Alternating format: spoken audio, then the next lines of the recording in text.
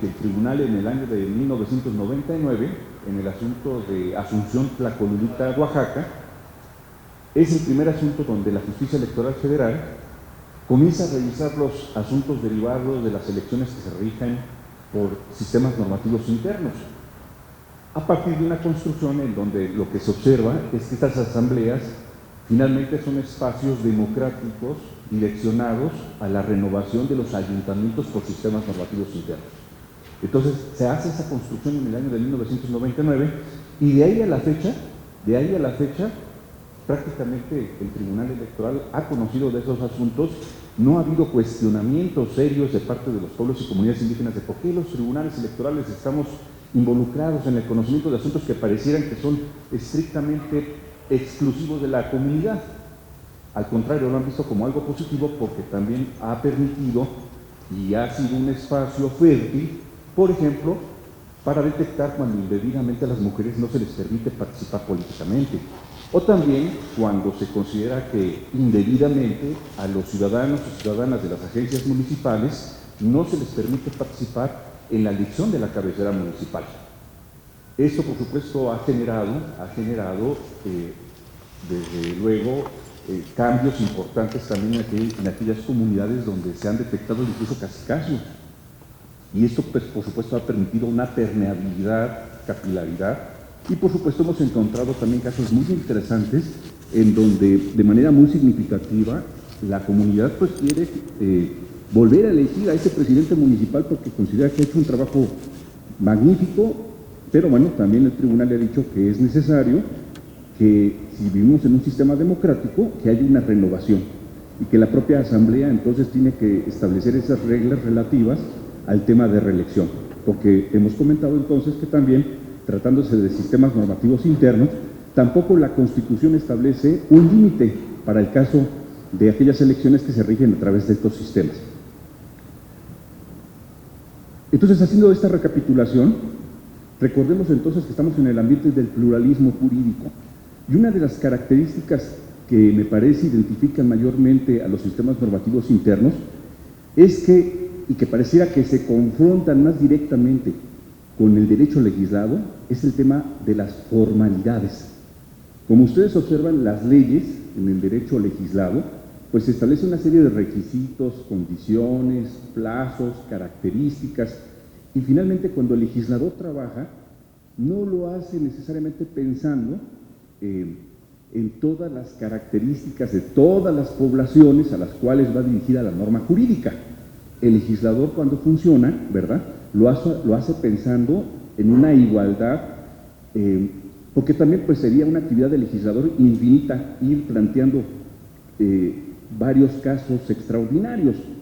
Finalmente las leyes están previstas, están diseñadas para construir casos ordinarios, y la jurisdicción apoya al legislador en los casos extraordinarios, ¿verdad?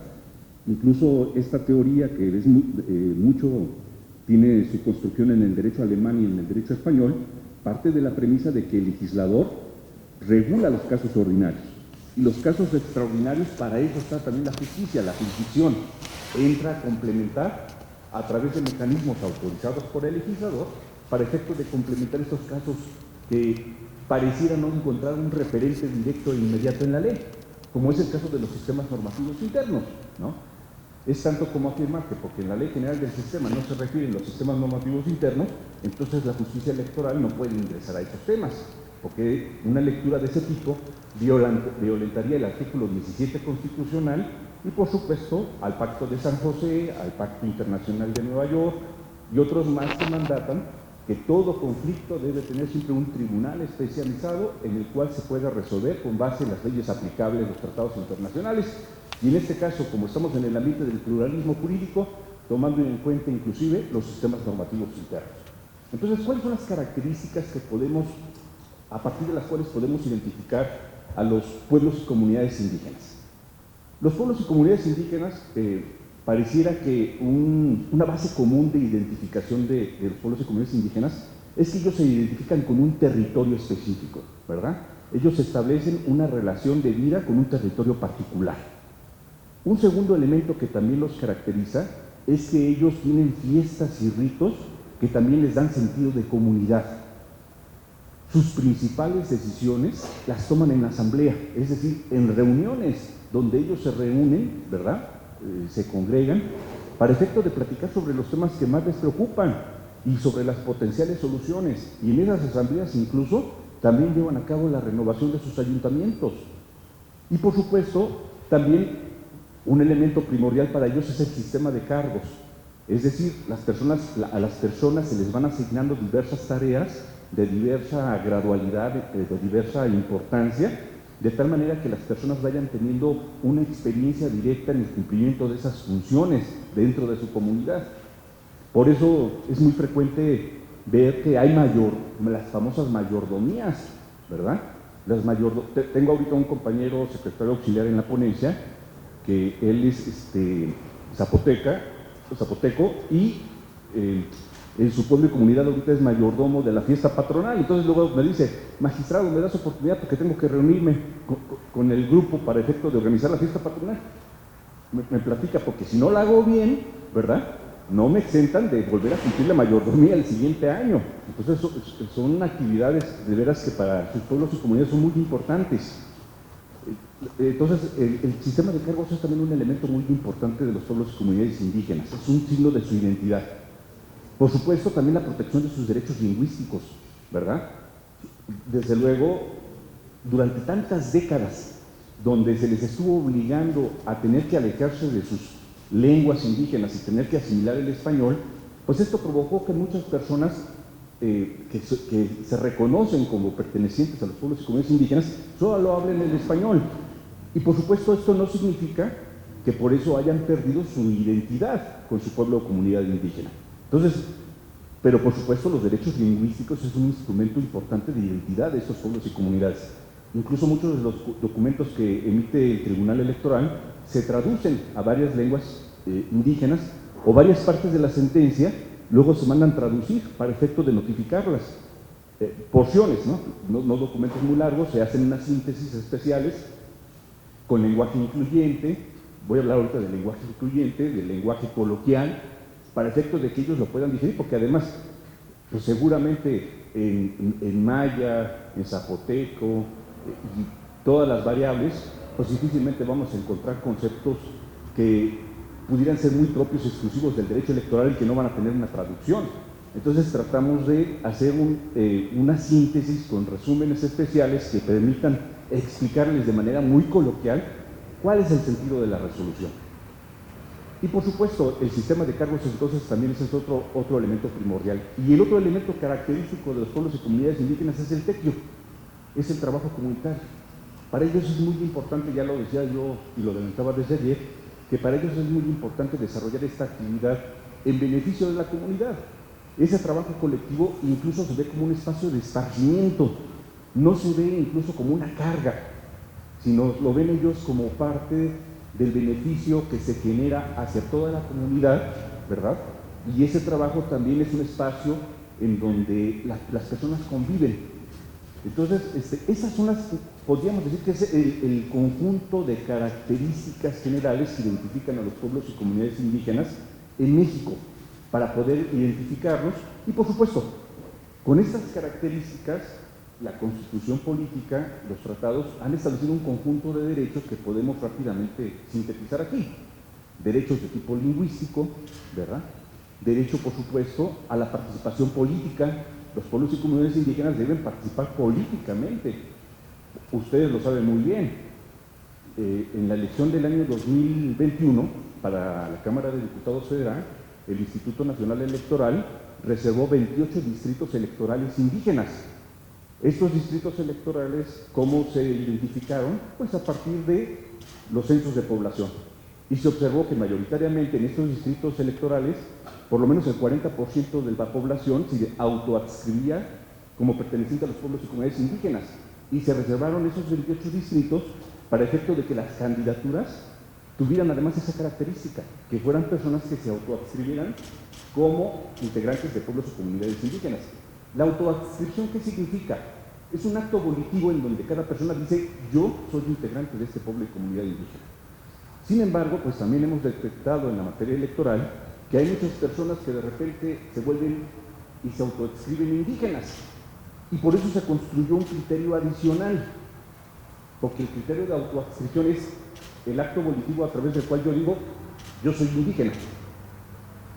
La justicia electoral construyó otro criterio adicional, la autoadscripción calificada indígena. La autoadscripción calificada indígena tiene dos requisitos. El primero, yo me reconozco indígena. Pero el segundo estriba en que una organización indígena me reconoce como integrante de la comunidad. Es decir, hay un elemento externo identificatorio en donde puede ser, por ejemplo, las autoridades ejidales, el Consejo de Ancianos, el propio ayuntamiento, dice, efectivamente, él forma parte de nuestro pueblo o comunidad. Y de esa manera evitamos que personas indebidamente se ostenten como integrantes de pueblos y comunidades indígenas. Esto tiene que ver necesariamente con la idea de que haya una mejor representación en la integración de las cámaras, porque se parte de la premisa de que las personas que pertenecen a estos determinados grupos pueden llevar de mejor manera la voz y el sentir y las necesidades a las cámaras del Congreso para efecto de postular esas políticas que les interesan a ellos.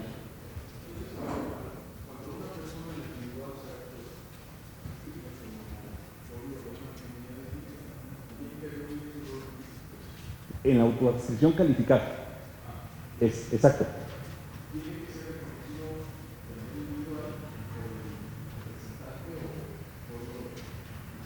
Es correcto. Para efectos electorales, lo que se pide es la autoadscripción calificada. En una primera época fue la autoadscripción. Yo soy indígena. Y con eso era suficiente. Exacto. Pero como se empezó a observar que los pueblos y comunidades indígenas decían, no, pero él que se reconoce, nosotros ni lo conocemos. Él nunca ha venido aquí. Él nunca ha hecho trabajo para nosotros, ni lo conocemos. La materia electoral reacciona y construye el criterio o el concepto de autoadscripción calificada. No basta que tú te reconozcas. Es necesario que el pueblo o comunidad también te reconozca, ¿no? ¿Y cómo lo hace el Instituto Nacional Electoral? Se acerca a las autoridades ejidales, se acerca a las autoridades agrarias, se acerca a los consejos de ancianos, se acerca a las autoridades municipales para efectos de que le digan, oye, efectivamente él tiene ese carácter, lo reconoces como integrante de tu comunidad, y de esa manera se blinda y se reduce la posibilidad de que personas que solo se autoadscriban, ¿verdad?, quieran aprovecharse de esos espacios o candidaturas que se ha buscado reservar para las personas que forman parte de los pueblos y comunidades indígenas.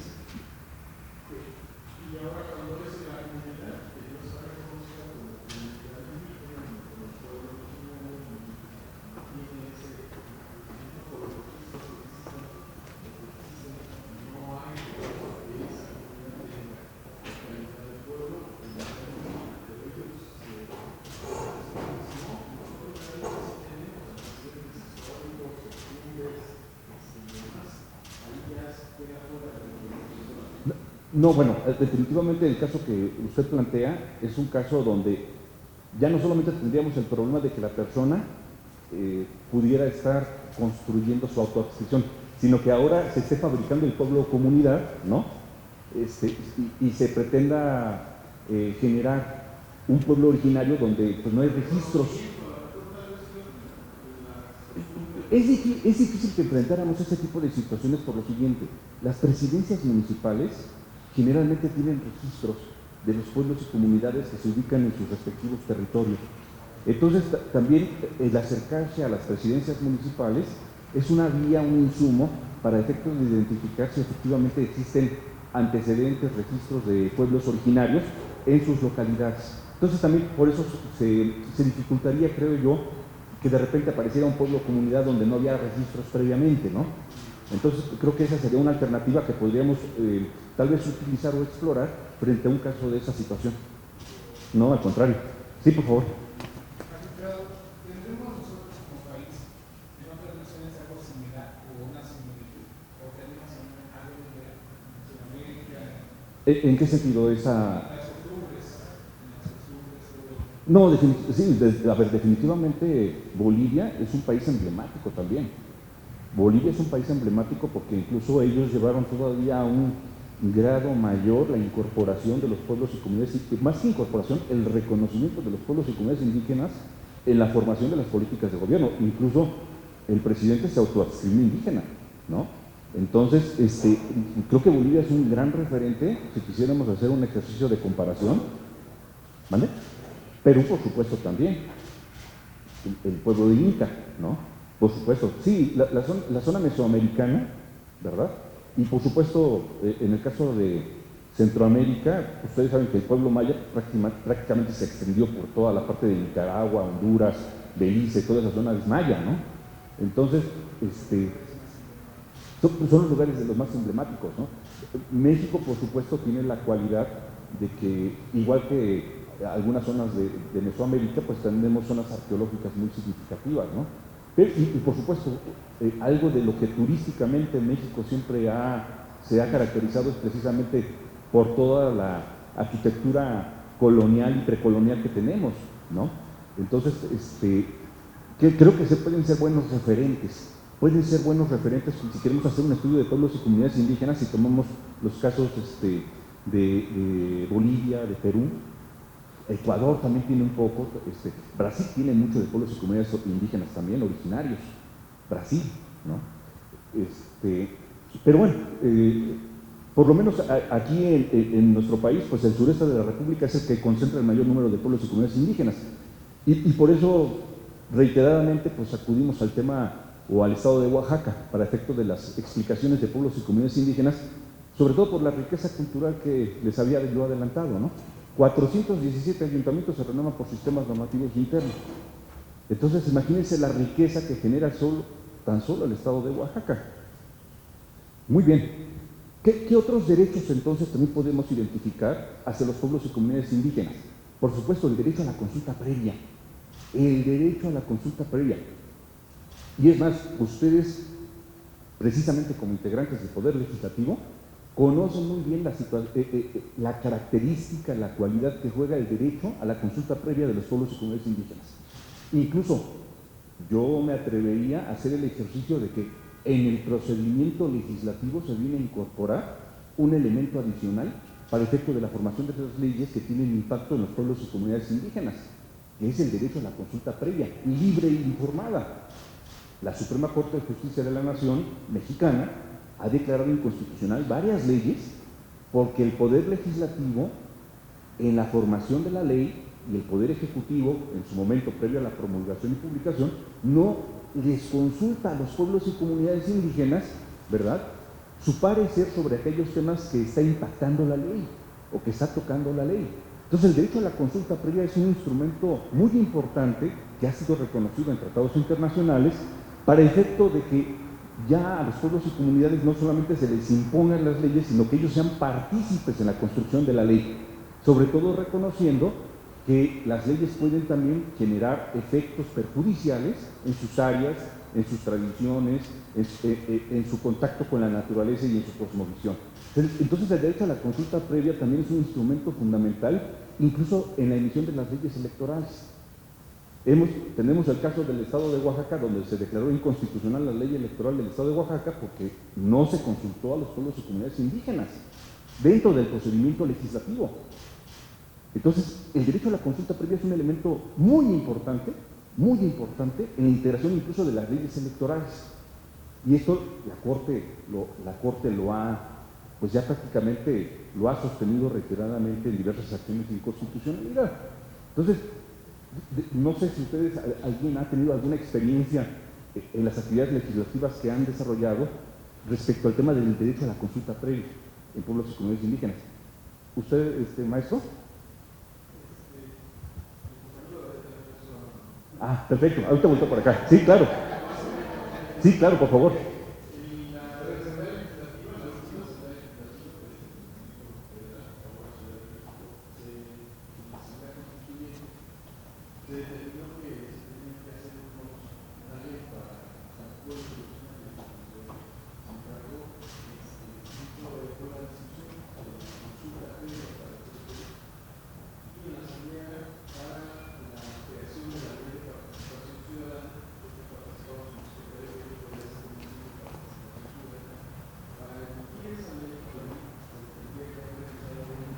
consulta.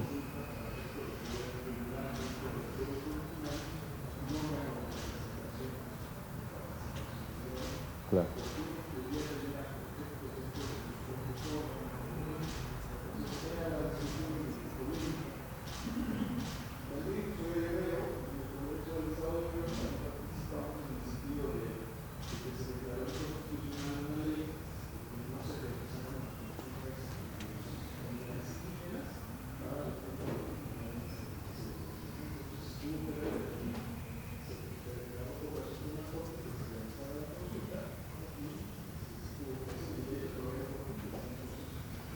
¿De qué parte de Guerrero?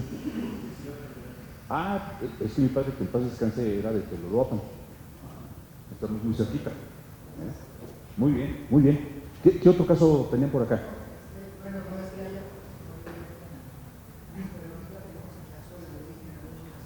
Claro.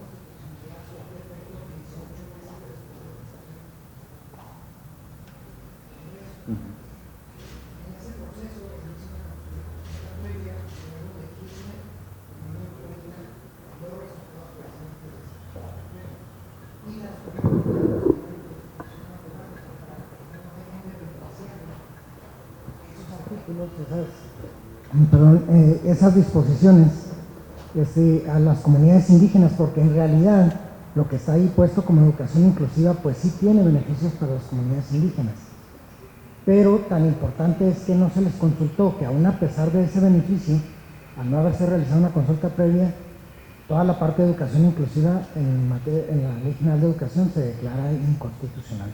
O sea, de ahí la gran relevancia. No veo yo argumentos de la Suprema Corte en relación a que tal o cual norma choque o contravenga disposiciones constitucionales, sino que en su conjunto, todo lo que es educación inclusiva no se consultó a las comunidades indígenas. Y eso es suficiente para que toda esa parte se declare inconstitucional. Por eso, salvo su mejor opinión, me parece que cuando se trata de legislar en materia que tiene impacto en pueblos y comunidades indígenas, el derecho a la consulta previa pues viene a ser un eslabón más o una etapa más del procedimiento legislativo para efecto de poder emitir una ley de esa naturaleza. Y bueno, pues ya la Corte ha dicho que toda ley que tenga el impacto hacia pueblos y comunidades indígenas tiene que pasar por el derecho a la consulta previa. Por supuesto, el derecho a la consulta previa es un instrumento regulado en el Convenio 169 de la Organización Internacional del Trabajo. Tiene características muy especiales, debe ser libre, debe ser informado, y por supuesto que se ha construido alrededor de estos conceptos de libre e informado pues toda una serie de requisitos para poder cumplir esos y colmar esos requisitos, ¿no? Y que puedan los pueblos y comunidades indígenas pues tener directamente una participación y una participación significativa en la formación de las leyes. Y esto incluye también a las leyes electorales. Por supuesto, por las leyes electorales, ¿verdad?, de alguna manera juegan también en el reconocimiento y sobre todo cómo las autoridades del derecho legislado tenemos que tomar, ¿verdad?, tenemos que acercarnos a este tipo de asuntos. Es decir, lo que nació jurisprudencialmente, también ya ahora los poderes legislativos lo están incorporando como parte de la construcción de ese pluralismo jurídico. Es decir, ya el derecho legislado está mutando también, porque está incorporando a los pueblos y comunidades indígenas en el procedimiento legislativo. Parecería que previamente el procedimiento legislativo solamente estaba pensado para las diputadas, los diputados, las senadoras y los senadores. No, pues ahora resulta también que los pueblos y comunidades indígenas juegan un papel muy importante en la formación de las leyes, ¿verdad? ¿Y eso de dónde deriva? Del pluralismo jurídico, ¿verdad?, de la incorporación, de la integración de las distintas culturas que componen al pueblo de México, ¿no? Entonces, El derecho a la consulta previa es otro elemento fundamental de los pueblos y comunidades indígenas. La participación política también es un elemento central. Por eso ponía el ejemplo ahorita de los 28 distritos electorales uninominales federales indígenas, ¿verdad? Con la autoabstención calificada. Ya existen voces también de que, por ejemplo, en las senadurías de representación proporcional también deberían reservarse algunas candidaturas a personas que se autoadscriban calificadamente como pertenecientes a pueblos y comunidades indígenas, para también garantizar esa incorporación al Senado de la República. Esto que nació en la Cámara de Diputados, ¿verdad? Ahora también se está pretendiendo o se está examinando si en algún momento se lleva también al Senado de la República. ¿Cuál es la idea de todo esto? Pues una representación que refleje de mejor manera cómo se integra la sociedad mexicana. Y por supuesto, seguramente ustedes ya lo han escuchado, las famosas acciones afirmativas. ¿Alguien aquí ha escuchado sobre las acciones afirmativas? ¿O es un concepto completamente nuevo? ¿No han escuchado sobre las acciones afirmativas? Me voy acercando y me ayudas. ¿Qué son las acciones afirmativas? Las acciones afirmativas son instrumentos, herramientas jurídicas previstas en tratados internacionales que hacen posible que sobre todo las autoridades, no el legislativo, porque el legislador legisla, que las autoridades, las administrativas y las jurisdiccionales puedan adoptar medidas que tiendan a evitar situaciones de discriminación por la aplicación de la ley. Antes de que se incorporara a nivel constitucional el principio de paridad de género, que tiene 4 años, todo el tema de género, cómo se construía en México, a partir de cuotas y acciones afirmativas. Es decir, reconociendo que el derecho a la igualdad requería no solamente un elemento formal, que es el que establece la ley, sino requería un componente sustancial. ¿Y cómo se logró esto? A través de las acciones afirmativas, es decir, garantizando que las mujeres efectivamente no solamente ocuparan las candidaturas, sino eventualmente llegaran a incorporarse y a formar parte de los órganos y de las cámaras. Tenemos casos, por ejemplo, emblemáticos, por allá del año 2009, el famoso caso de las Juanitas, ¿verdad? Seguramente por el nombre de algunos de ustedes los identifican. ¿Cuál era la situación de las Juanitas? Que las mujeres eran las candidatas propietarias y los hombres eran los candidatos suplentes. Ganan esas fórmulas y las mujeres curiosamente piden licencia. ¿Y quiénes suben al ejercicio del cargo? Los hombres. Y bueno, este asunto es emblemático y se le recuerda así por el caso de este candidato de Iztapalapa, Rafael Acosta Naranjo, ¿no? Juanito, ¿no? De ahí se acuñó el nombre y se trajo el nombre a los temas de acciones afirmativas que han sido características. ¿Dónde vemos más también acciones afirmativas? En pueblos y comunidades indígenas. Medidas que se adoptan con la finalidad de que los integrantes de los pueblos y comunidades también se incorporen a los órganos de representación política, ¿verdad? Porque es muy discutible, no sé qué opinan ustedes, es muy discutible que en ayuntamientos cuya mayoría de población son integrantes de pueblos y comunidades indígenas, no tengan ellos integrantes, no tengan ellos personas, ¿verdad?, que sean reconocidas y sobre todo que en concepto de la población puedan llevar su voz, sus necesidades a los órganos de toma de decisiones, como son los ayuntamientos, por ejemplo, o los congresos locales. Actualmente, por ejemplo, ¿dónde estamos viendo también mucho el tema de acciones afirmativas? Sobre todo en personas pertenecientes a los grupos de la diversidad sexual.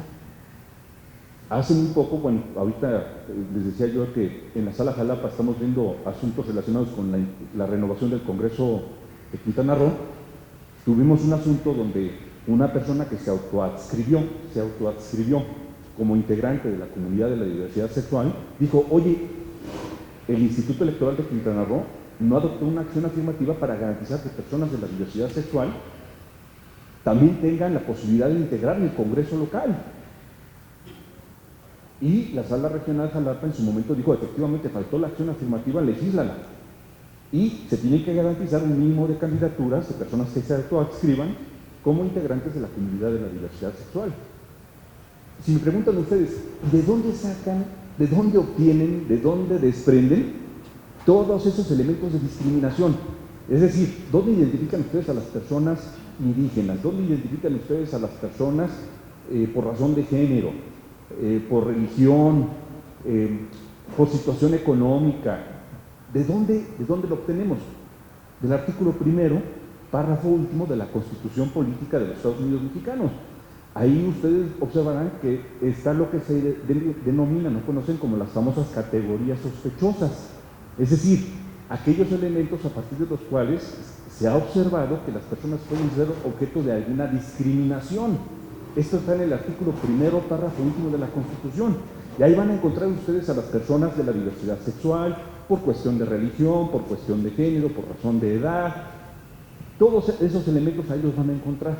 Entonces, de ahí abrevamos los tribunales electorales para efectos de identificar esas categorías sospechosas y sobre todo generar o construir órganos de representación política que reflejen de mejor manera la situación real y auténtica de integración de la sociedad mexicana, ¿verdad? Porque, bueno, pues las personas que pertenecen a estos grupos consideran que si no hay personas que integran esas comunidades, pues difícilmente sus temas son llevados a los principales órganos decisorios, que son los poderes legislativos, donde se forman las leyes, donde se toman las decisiones y donde finalmente se establecen de una manera muy importante las políticas públicas, ¿verdad? Entonces, todo esto tiene que ver precisamente con un núcleo. Digo, ya me empecé yo a salir del tema, pero ya regreso al tema de pueblos y comunidades indígenas, ¿verdad? El tema es que los pueblos y comunidades indígenas, entonces, cuando se enfrentan a la justicia electoral, de lo que se trata es que esos formalismos que están en las leyes no se conviertan en un obstáculo para poder acceder a la ley. No se conviertan en un obstáculo, porque les repito, las leyes están construidas para casos ordinarios. Por supuesto, no, me parece muy difícil pedirle al legislador que diga y que calcule en la ley todos los casos, todas las situaciones que se pueden generar alrededor de la aplicación de la ley. Para eso se diseñó desde el principio la construcción del Poder Judicial, ¿verdad? Claro, Napoleón tenía una idea muy diferente de lo que era el Poder Judicial. Napoleón en 1803, cuando emite el Código Civil, pues traía la idea de que los jueces eran la boca por la que habla la ley, por la que habla el legislador. Y decía Napoleón, hay de aquel juez que se atreva a decir algo distinto a lo que dice la ley. Eso era un delito, si los jueces decían algo distinto a lo que decía la ley. Por supuesto, esto generó problemas muy serios, porque a veces la ley, repito, no alcanza a observar las condiciones particulares del caso concreto. La ley está pensada para los grandes casos. Las leyes son generales, son abstractas, son impersonales, son obligatorias, pero las sentencias son al caso concreto. Y el caso concreto tiene que ser revisado en sus particularidades, en sus méritos propios, ¿verdad? Y es ahí donde la justicia baja al nivel terrenal y se concreta en la equidad. La equidad es la justicia aplicada al caso concreto, revisando la situación particular del justiciable. Entonces, precisamente cuando hablamos de pueblos y comunidades indígenas, lo que vamos a procurar entonces es que las leyes procesales y electorales no establezcan, no a propósito, yo estoy consciente de que el legislador cuando emite las leyes no lo hace con la intención de fastidiar a los pueblos y comunidades indígenas, eso me queda clarísimo. Sin embargo, a veces la aplicación de la ley, si la aplicáramos a la letra, la interpretación gramatical, ¿verdad?, podríamos generar situaciones de discriminación. Ya les decía yo, imagínense ustedes aquellas zonas geográficas del país donde las personas se tienen que trasladar largas distancias para poder acudir y acercarse al tribunal, ¿verdad? O imagínense si los pueblos y comunidades indígenas, las personas que tienen o consideran que se está afectando sus derechos político-electorales, van a tener siempre los recursos económicos para pagarle a una abogada o a un abogado. Entonces, se trata de que las formalidades que se establecen en las leyes no se conviertan en obstáculos insalvables para, sobre todo, administrar justicia. Y precisamente lo que vamos a empezar a platicar a continuación ya son casos muy particulares de esas reglas y cómo se han venido generando a partir de esas casuísticas. Fíjense, el caso concreto nos permite observar una situación muy particular. Y a partir del método inductivo, ¿recuerdan el método inductivo?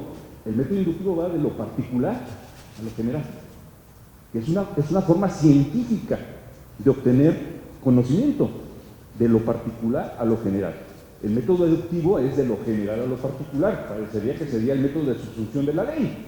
Tenemos la ley, tenemos el caso concreto, ¿verdad? Y teníamos entonces la solución al caso concreto, en un método deductivo.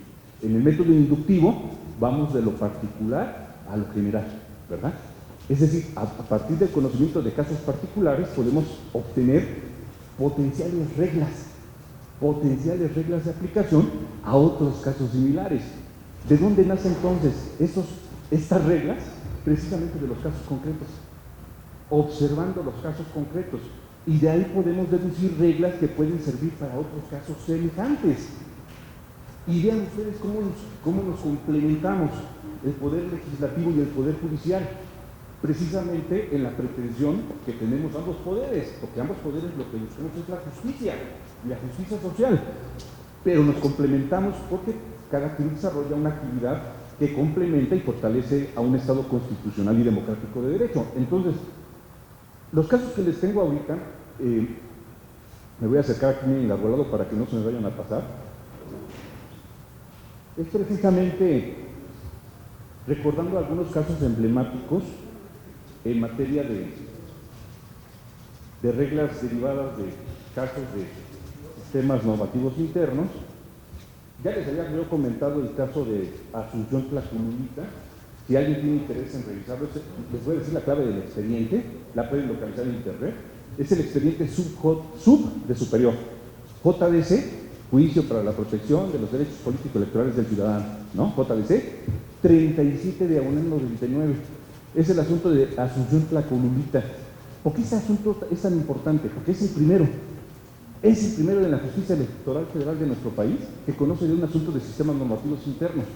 Y van a haber dos particularidades en este asunto. El primero de ellos es que ahí explica el Tribunal Electoral por qué va a conocer de asuntos de sistemas normativos internos, por qué va a entrar la justicia electoral federal a conocer sobre ese tipo de asuntos.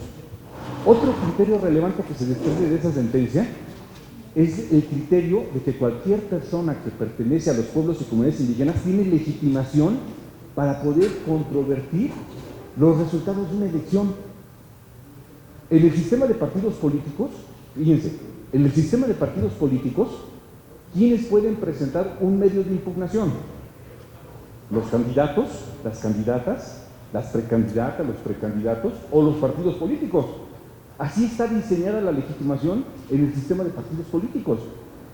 Esta sentencia que les estoy platicando reconoce que cualquier integrante del pueblo o comunidad indígena puede venir a cuestionar el resultado de la elección. ¿Por qué? Porque en los sistemas normativos internos no hay partidos políticos, no hay grupos que representen. Entonces cualquier persona puede venir a decir: yo no reconozco la elección de fulanito de tal como presidente municipal, porque no se ajustó a mi sistema normativo interno.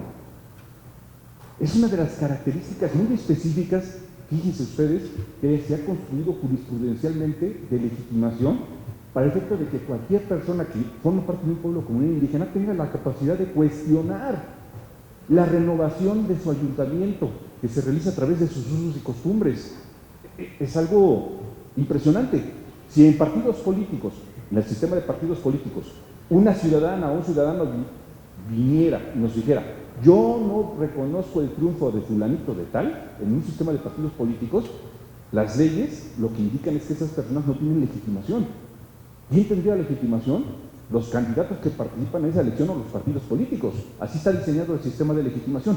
En materia de sistemas normativos internos, desde el asunto de Asunción Tlacomulita, se determinó que cualquier persona que forma parte de ese pueblo o comunidad tiene legitimación para cuestionarla. Ese es otro de los elementos importantísimos que se desprenden de esa sentencia. ¿Y cuál es el tercer elemento? La suplencia absoluta de la queja. La suplencia absoluta de la queja, ¿en qué consiste? Basta con que me den los hechos para que incluso yo, juez, pueda obtener los agravios. ¿Qué son los agravios? Los agravios son toda expresión donde una persona manifiesta que está resintiendo una afectación a su esfera jurídica. Eso es un agravio, es algo que me agravia, es algo que me perjudica. Bueno, tratándose de pueblos y comunidades indígenas, en este asunto se decidió que los pueblos y comunidades indígenas operan la suplencia absoluta de la queja. Basta con que me expresen los hechos para que yo pueda de ahí desprender incluso los agravios. ¿De acuerdo? Me van a decir ustedes, es tremenda la posibilidad que tienen los tribunales electorales. No, esto opera también en el derecho penal y opera también en el derecho laboral, ¿verdad? La suplencia absoluta de la queja en beneficio del trabajador. Bueno, también en pueblos, también en la materia agraria, así opera. Bueno, en la materia electoral también, hacia pueblos y comunidades indígenas, opera la suplencia absoluta de la queja, ¿de acuerdo? Pero les vuelvo a repetir, esto se construyó jurisprudencialmente, no lo van a encontrar en las leyes, no está legislado, está en la jurisprudencia y como ustedes saben, la jurisprudencia es otra fuente del derecho, ¿verdad? Autorizada por el legislador, ¿verdad? Entonces, este es un asunto, me parece muy emblemático, que les puede servir también para efecto de este primer acercamiento que tuvieron los tribunales electorales federales de aquella época para los asuntos de pueblos y comunidades indígenas, el acceso a la justicia electoral federal, el acceso a la justicia electoral federal. Porque las leyes, pues por supuesto, y a la fecha, la Ley General del Sistema de Medios de Impugnación en materia electoral no se ha reformado para establecer la procedencia de los casos de sistemas normativos internos.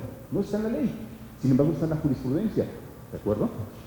Otro caso que creo que es importante tratar aquí con ustedes es el de San Juan Bautista Guelachi. San Juan Bautista Guelachi. La clave del expediente, para quien tenga interés en darle una revisada, es el sub JDC 2542 del 2007. ¿Qué es lo que dice de relevante esta sentencia de San Juan Bautista Guelachi? Bueno, sobre todo ahí lo que construye la Sala Superior es un criterio de flexibilización en la aplicación de las normas procesales, sobre todo retomando el tema de legitimación, ¿verdad?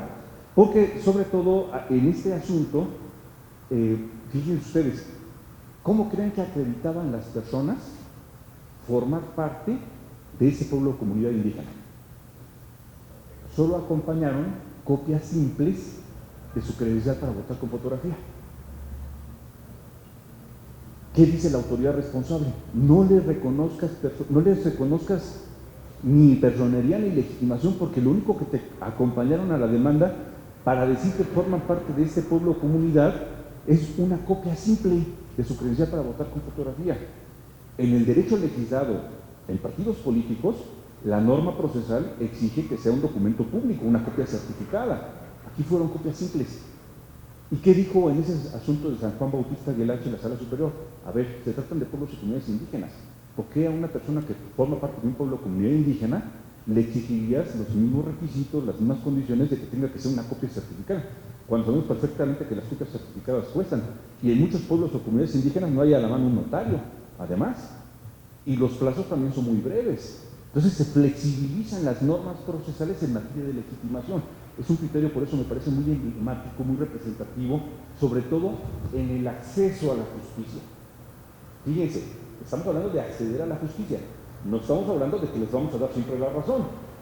El acceso a la justicia es no buscar mecanismos para efectos de declarar la improcedencia de la demanda. Aquí valdría la pena tal vez hacer un pequeño paréntesis. ¿Sí ubican ustedes lo que son las causales de improcedencia? Las causales de improcedencia, voy a hacer un repaso muy rápido, las causales de improcedencia tienen que ver con los requisitos esenciales de toda demanda. ¿Cuáles son los requisitos esenciales de toda demanda? Pues que la demanda esté firmada, que la demanda contenga hechos, que la demanda contenga agravios, que la demanda me diga el nombre y la firma de la persona que la promueve. En su caso, si alguien se ostenta como representante de una persona jurídica, que me acompañe los documentos idóneos para esa representación, que la demanda se presente oportunamente, ¿no? Bueno, pues estos requisitos, si no se cumplen, pueden dar lugar a la improcedencia de la demanda, ¿verdad? Y que tipo de sentencias se dictan cuando se genera la improcedencia de la demanda? Una sentencia de desechamiento. Se desecha la demanda. Es decir, ni siquiera voy a revisar el tema de fondo. ¿Por qué? Porque no cumple los requisitos mínimos esenciales para que yo tenga que revisar la sentencia de fondo.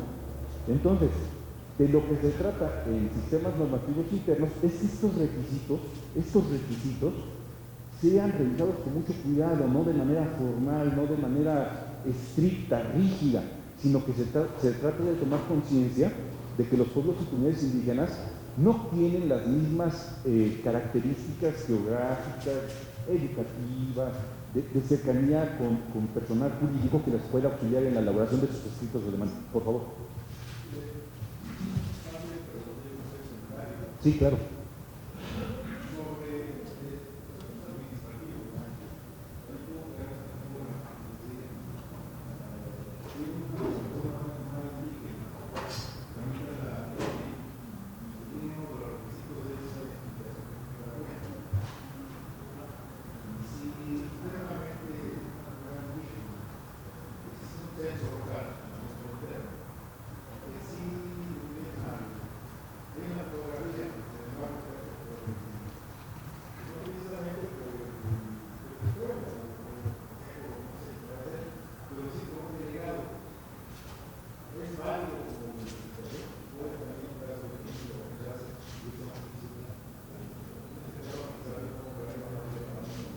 Correcto.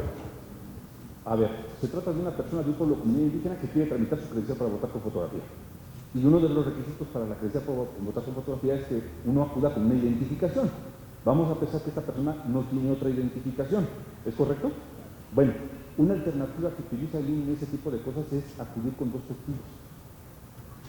Con dos testigos que lo conozcan, que lo identifiquen, y puede ser una vía de reconocimiento de la persona. Por supuesto. Y de inmediato le brincó a usted seguramente también, y a todos y a todos. Y las personas que se quieren aprovechar de esta situación, ¿verdad? Porque qué fácil es llevar a dos compadres, ¿verdad? Y tú di que soy fulanito de tal, en un pueblo o comunidad indígena. Ese tipo de casos les quiero decir que lo vemos mucho nosotros en el estado de Chiapas. En Chiapas, donde hay un fenómeno migratorio impresionante, y de personas que vienen precisamente de Centroamérica y de Haití, ¿verdad?, queriendo ingresar a México. ¿Y qué creen que quieren hacer? Obtener su INE.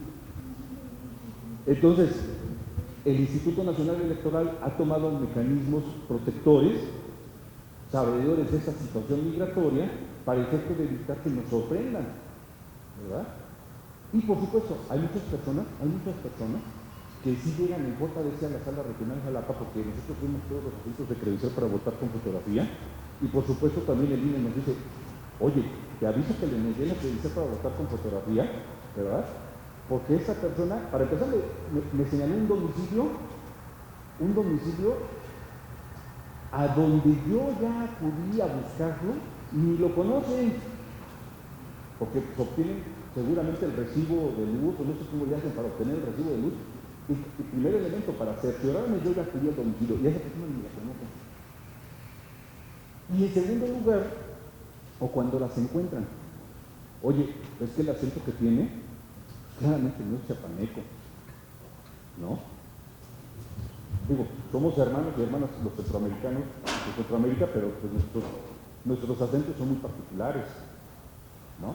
Entonces, es otro elemento más que me dificulta a mí la identificación de esta persona como mexicana o mexicana.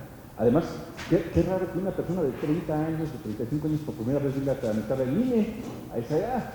Cuando sabemos que, no sé su caso, pero mis hijos, en cuanto cumplieron los 18 años, yo voy por mi INE, ¿no? En automático los chavos y las chavas de inmediato se van disparados por el INE. Entonces es raro que una persona de 30, 35 años venga por primera vez a darse de alta. Entonces hay elementos que sirven precisamente para identificar este tipo de casos. Y en el caso de la frontera con Chiapas, tenemos mucho este tipo de casos. No sé si alcancé a contestar la preocupación. ¿Sí? Muchas gracias. Por favor, vayan diciéndome para que vaya yo tratando de saber las inquietudes que se vayan generando. Ahora, eso por lo que hace al acceso a la justicia.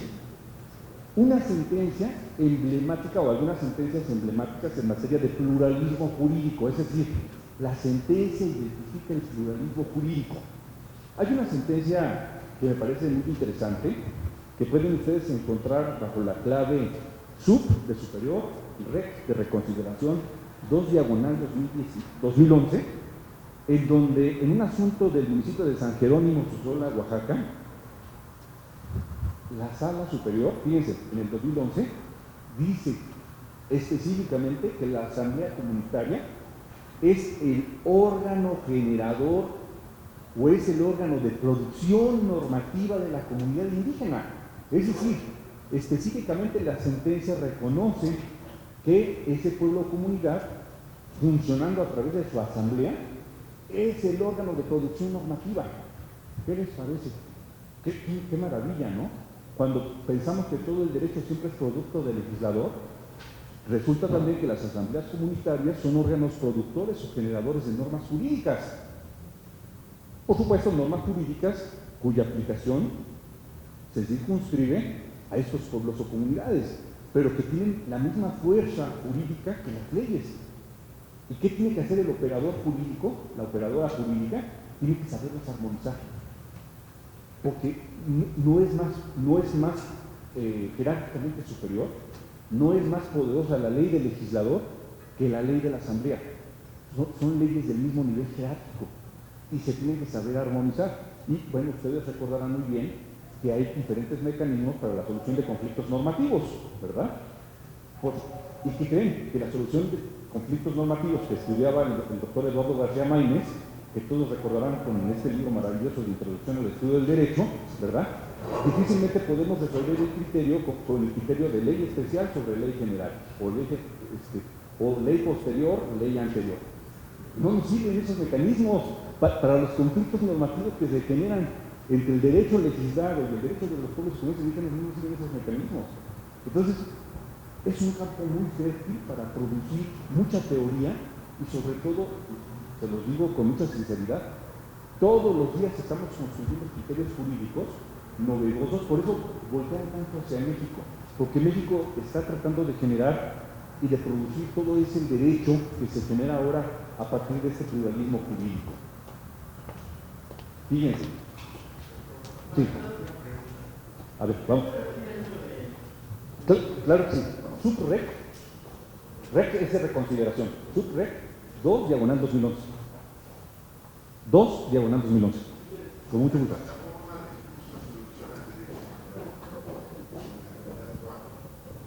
Hay una serie de iconos sobre sentencias. Yo no me pude detener a revisarlos porque estamos contra reloj, como siempre.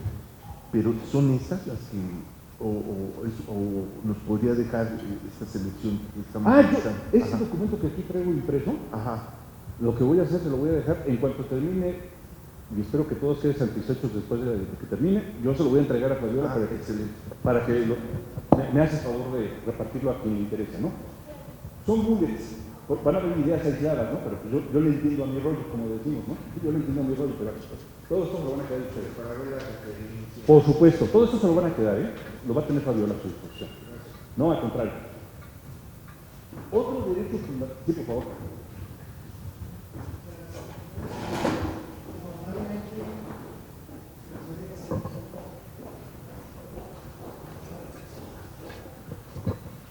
Formalmente se puede decir que entonces son las asambleas comunitarias las que estarían, no sé si decir legitimadas, ante un instituto electoral local como el de Oaxaca, Guerrero, Morelos, para acreditar la existencia y la vigencia del sistema normativo en particular, antes de la Sí, claro. sería ese el órgano. Claro, absolutamente. Incluso platicábamos ayer que el Instituto Electoral de Oaxaca, para efecto de poder supervisar, porque el Instituto Electoral de Oaxaca tiene la difícil tarea de calificar la validez de las elecciones por sistemas normativos indígenas. ¿Cómo le hace? Antes de que se vaya a llevar a cabo la renovación, los 417 ayuntamientos por conducto de sus presidencias municipales tienen que informarle al OPLE, Organismo Público Local Electoral, Instituto Electoral de Oaxaca, le tienen que informar bajo qué condiciones se va a realizar la próxima elección. Y hemos tenido casos donde el presidente, nos vienen diciendo los integrantes de la comunidad indígena, el presidente se la sacó de la manga, Ni nos consultó. Sí, claro, porque encontramos de todo, ¿sí? Y por supuesto hemos revocado y le hemos dicho, a ver, presidente municipal, tú no puedes decir cuál es el sistema normativo interno, porque qué raro, a veces les beneficia, ¿verdad? Lo que hemos ordenado es que el presidente municipal le consulte a la asamblea. O sea, reúne a todos y a ver, dentro de 6 meses, dentro de 8 meses vamos a renovar yo también mi cargo, ¿no? ¿Cómo decide la asamblea que se va a realizar la elección? ¿A mano alzada, por aclamación? ¿Qué mecanismos vamos a utilizar? ¿Qué día vamos a determinar para la elección? ¿Cómo vamos a identificar a los electores? Muchas veces escogen a personas que son oriundas de la comunidad de muchos años y como son zonas más pequeñas, pues se conocen entre ellos, ¿no? A veces dicen, fulanita y fulanito van a identificar a las personas para que no se nos metan visitantes, ¿no? O extraños. O a veces dicen también, van a tener que seguir su credencial para votar por fotografía, como un mecanismo de identificación de los pueblos más grandes, ¿no? Todos esos mecanismos tienen que quedar documentados y se los tienen que informar al OPLE, al Instituto Electoral de Oaxaca. Y ya que el Instituto Electoral de Oaxaca tiene ese documento, forma lo que se llama el catálogo por sistemas normativos internos. El catálogo es un compendio que reúne los sistemas electorales de los 417 ayuntamientos. Entonces, ese catálogo es el que le sirve luego al Instituto Electoral para revisar si la elección efectivamente se ajustó al sistema normativo interno.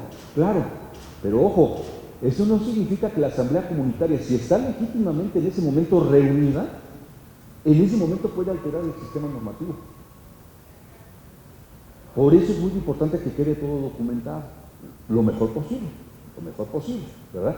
Muchas asambleas lo que acostumbran ahora es que se hacen asistir de notarias o de notarios, algunas asambleas para efecto de documentar, ¿no? Y por supuesto, generalmente las asambleas nombran órganos electorales comunitarios, es decir, dicen, fulanita, fulanito y fulanito van a ser presidente, secretario y escrutador. Y ustedes van a tener a su cargo la conducción de la asamblea electiva. Y todo eso va quedando documentado. Y eso nos sirve luego a los tribunales o al Instituto Electoral para revisar si se reunió o se cumplió o no el sistema normativo interno en el desarrollo de la elección. Es muy complejo,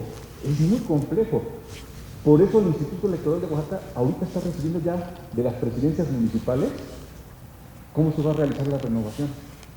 Y los presidentes municipales que faltan les mandan oficios de requerimiento. Oye, ¿qué pasó? Porque es una obligación que tienen con base en la Ley Orgánica Municipal de Oaxaca, ¿no? Entonces, vean, y por supuesto, Chiapas ahorita tiene menos municipios. Ahorita tenemos el caso de Oxuc, pero Sinaloa también quiere pasar a sistemas normativos internos. Tienen otra logística. Oaxaca tiene otra, Guerrero tiene otra logística, Michoacán tiene otra logística. Es decir, incluso en el tema de sistemas normativos internos, si ustedes invitaran, por ejemplo, a alguna compañera magistrada o compañero magistrado de la Sala Regional Guadalajara, ¿verdad? O de la Sala Regional Toluca, o de la Sala Regional Ciudad de México, o de la Sala Regional Monterrey, les podrían platicar diversas experiencias de sistemas normativos internos dependiendo de los estados de la República en donde se asientan pueblos y comunidades indígenas. La Sala Regional Jalapa pues tiene la particularidad, como ya les platicaba el día de ayer, de que a nosotros nos toca ver todo el sureste del país, ¿no? Veracruz, Tabasco, Campeche, Yucatán, Quintana Roo, Chiapas y Oaxaca, nos toca el mayor número de asuntos. Si ustedes ven las estadísticas, pues la Sala Regional Jalapa es la que conoce el mayor número de asuntos en materia de pueblos y comunidades indígenas. Y por eso, bueno, quiero reconocer que eso nos da el privilegio de poder venir a estos espacios y tener un intercambio con ustedes y platicarles un poco de la experiencia que hemos tenido en esas latitudes y sobre esas temáticas que realmente son un reto a la inteligencia y que, por supuesto, nos obligan a ser muy sensibles, muy cuidadosos, en el entendido de que conocer la ley, conocer los tratados no es suficiente. No es suficiente. Tiene uno que meterse a conocer los sistemas normativos internos para poder juzgar adecuadamente estos asuntos. ¿De acuerdo? ¿Con esto contesto? Por favor.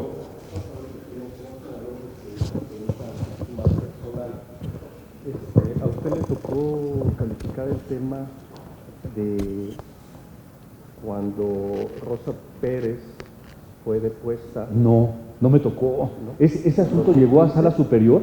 Ese asunto llegó a sala superior en el año de 2016.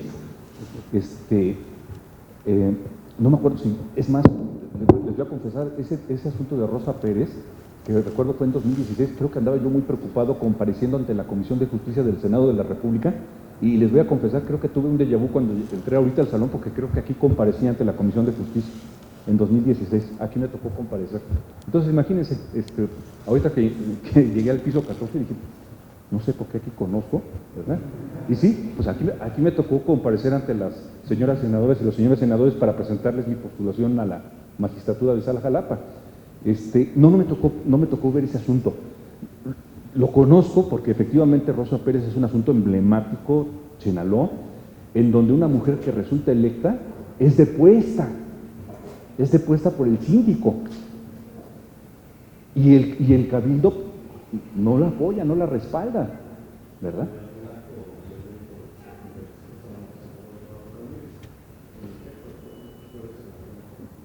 Sí, ese asunto fue incluso ponencia, si no recuerdo mal, del señor magistrado don Constanzo Carrasco Daza, en aquel momento. Y sí, lamentablemente el asunto de Rosa Pérez, pues es un asunto que nos obliga a las juezas y jueces a tener mucho cuidado de cómo vamos buscando las vías de acceso para que las mujeres puedan cumplir los cargos a los cuales resultan electas. Porque Rosa Pérez ganó la elección. Sin embargo, hubo grupos internos que pues, no la dejaron ejercer el cargo. Y por supuesto, sí les quiero platicar que uno de los temas que tengo aquí desarrollados es precisamente la participación política de las mujeres. La Sala Regional Jalapa, con mucha tristeza se los digo, casi todas las sesiones públicas, por lo general tratamos de sesionar una vez a la semana, conocemos asuntos de violencia política en razón de género, BPG, la famosa BPG. ¿Y por qué? Porque vemos los asuntos de esta parte del país. Y efectivamente Chiapas y Oaxaca lamentablemente todavía tienen usos, costumbres, donde de manera estereotípica, ¿verdad?, a las mujeres no las dejan participar políticamente. Y hay enormes resistencias. Y nos hemos visto en la necesidad, fíjense ustedes, no obstante que la Constitución establece que hombres y mujeres debemos integrar paritariamente los órganos de representación política, hemos enfrentado casos en donde si llevamos a las mujeres a la mitad en el órgano de representación política, son violentadas y corren el riesgo de su seguridad física. Entonces, la Sala Superior ha construido el criterio de gradualidad, es decir, tenemos que ir convenciendo a los pueblos y comunidades que las mujeres también deben participar políticamente. Pueden formar parte no solamente del cuerpo electoral, del cuerpo de electores, sino eventualmente ser electas. Hemos tenido casos, por ejemplo, en donde sí, las mujeres participan, pero les asignan las regidurías de ornato, de parques y jardines, de salud, la regiduría de salud, la regiduría de educación, eso sí, la regiduría de Hacienda, la regiduría de gobierno, la regiduría de movilidad, la de mercados, ¿verdad? Puros hombres. Y a las mujeres les dan regiduría de salud, regiduría de ornato, de parques y jardines, y ya hay sentencias de la Sala Jalapa y de la Sala Superior diciendo, esa es una forma de evadir la responsabilidad de que las mujeres accedan a cargos donde tengan una participación importante en la toma de las decisiones públicas. Es decir, no se hagan regiduría de Hacienda o de presupuesto, ¿no? O regiduría de movilidad o regiduría de licencias. No las circunscriban únicamente a regidurías de ornato, ¿no? Sí, lamentablemente mi acercamiento al caso de Rosa Pérez fue desde esa distancia, porque no pasó incluso el asunto de Rosa Pérez no pasó por la Sala Regional Jalapa, se fue directo del Tribunal Electoral de Chiapas a la Sala Superior. Sí, pero es un asunto realmente impactante el de Rosa Pérez. Incluso recuerdo que a ella también la secuestraron. Creo que la desnudaron en la plaza pública, la humillaron, y pues no la dejaron ejercer el cargo, no la dejaron ejercer el cargo.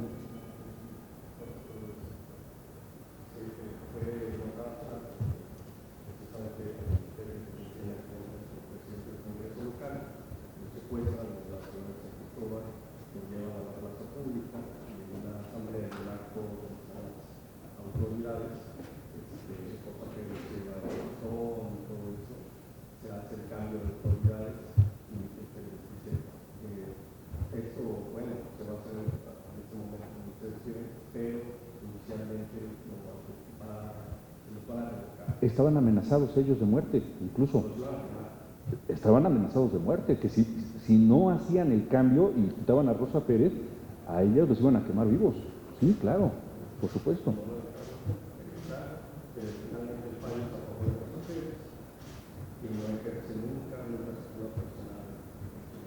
Lamentablemente.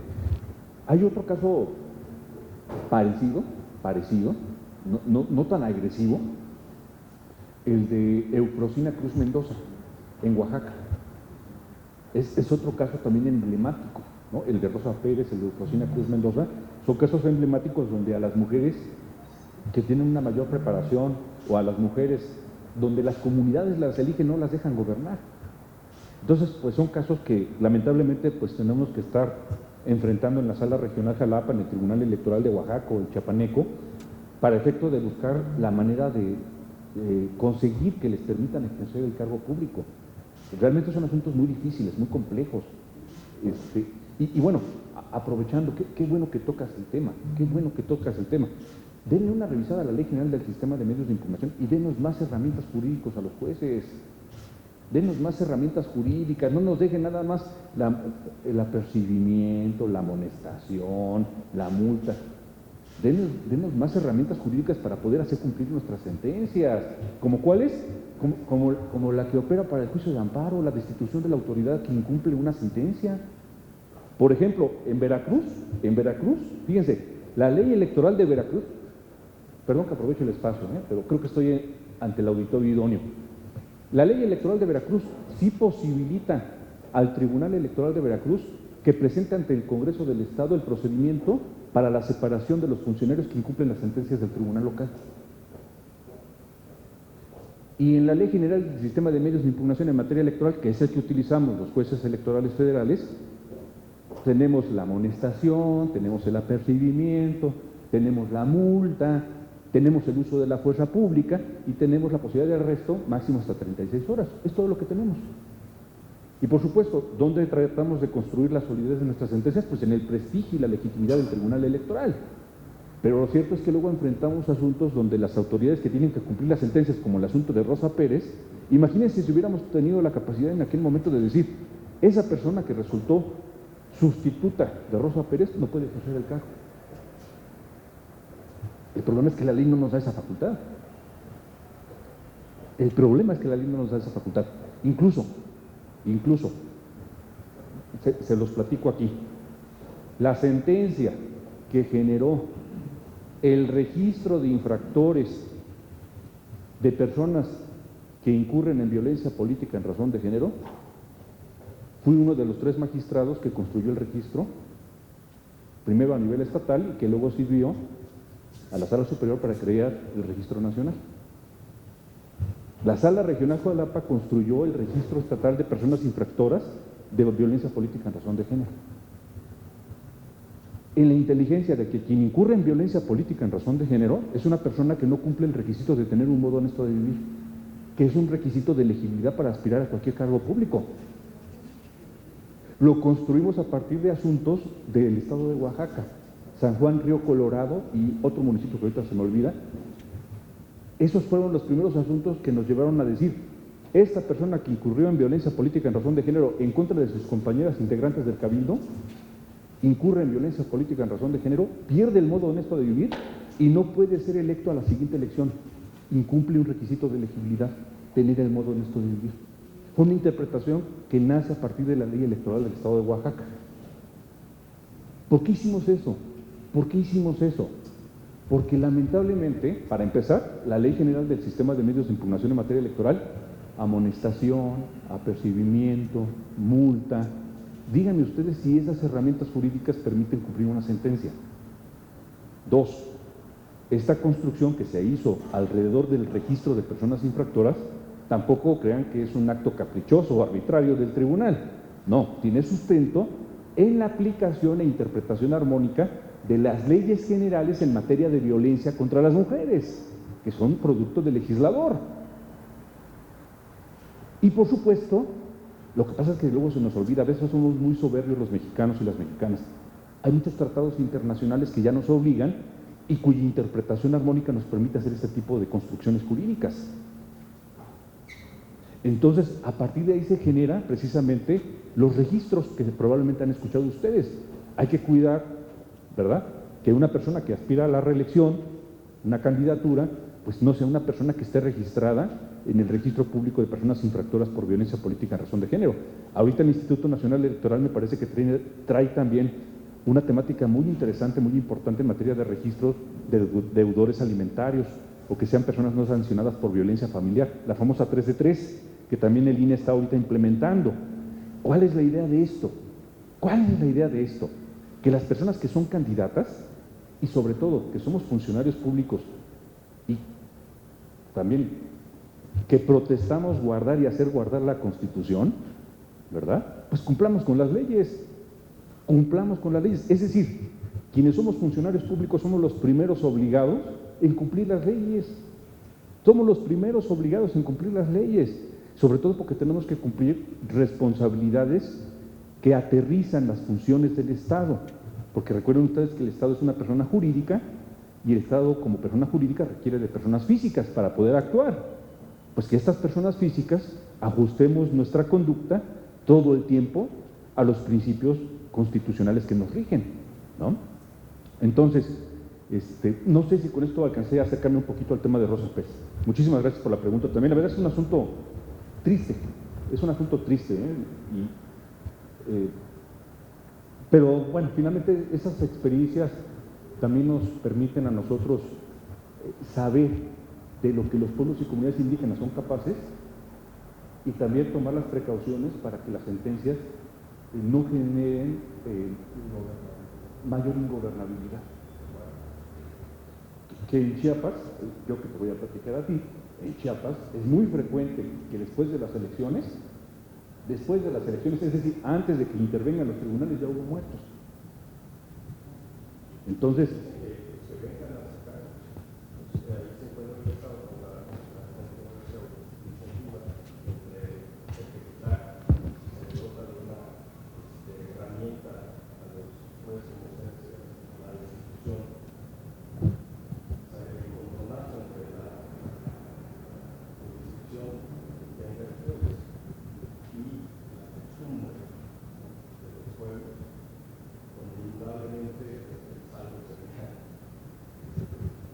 ¿y saben cuál es el problema?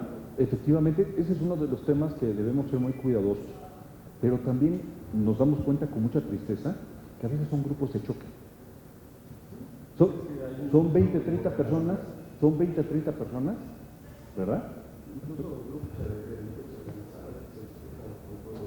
Pero por supuesto que sí, la delincuencia organizada también tiene una presencia que llega a afectar a los procedimientos electorales. Incluso por eso a nivel constitucional ustedes establecieron en el 41 base sexta diversas causales de nulidad de una elección, entre otras el uso de recursos públicos o recursos de procedencia ilícita. Porque es evidente que en México efectivamente hay plazas donde la delincuencia organizada juega, pues lamentablemente es un factor real de poder. Entonces, bueno, pues, la materia electoral trata de reaccionar también a eso y por supuesto esa es una herramienta muy eficaz que tenemos ahí para efecto de poder controlar la validez de las elecciones. Sí.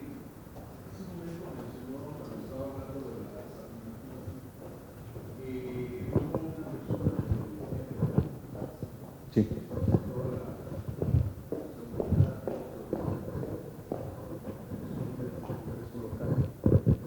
Obvio, entiendo que fue vía JDC, o nada más quiero saber si fue durante o antes del proceso o hubo reforma en el Estado, el No. momento en que lo promovió.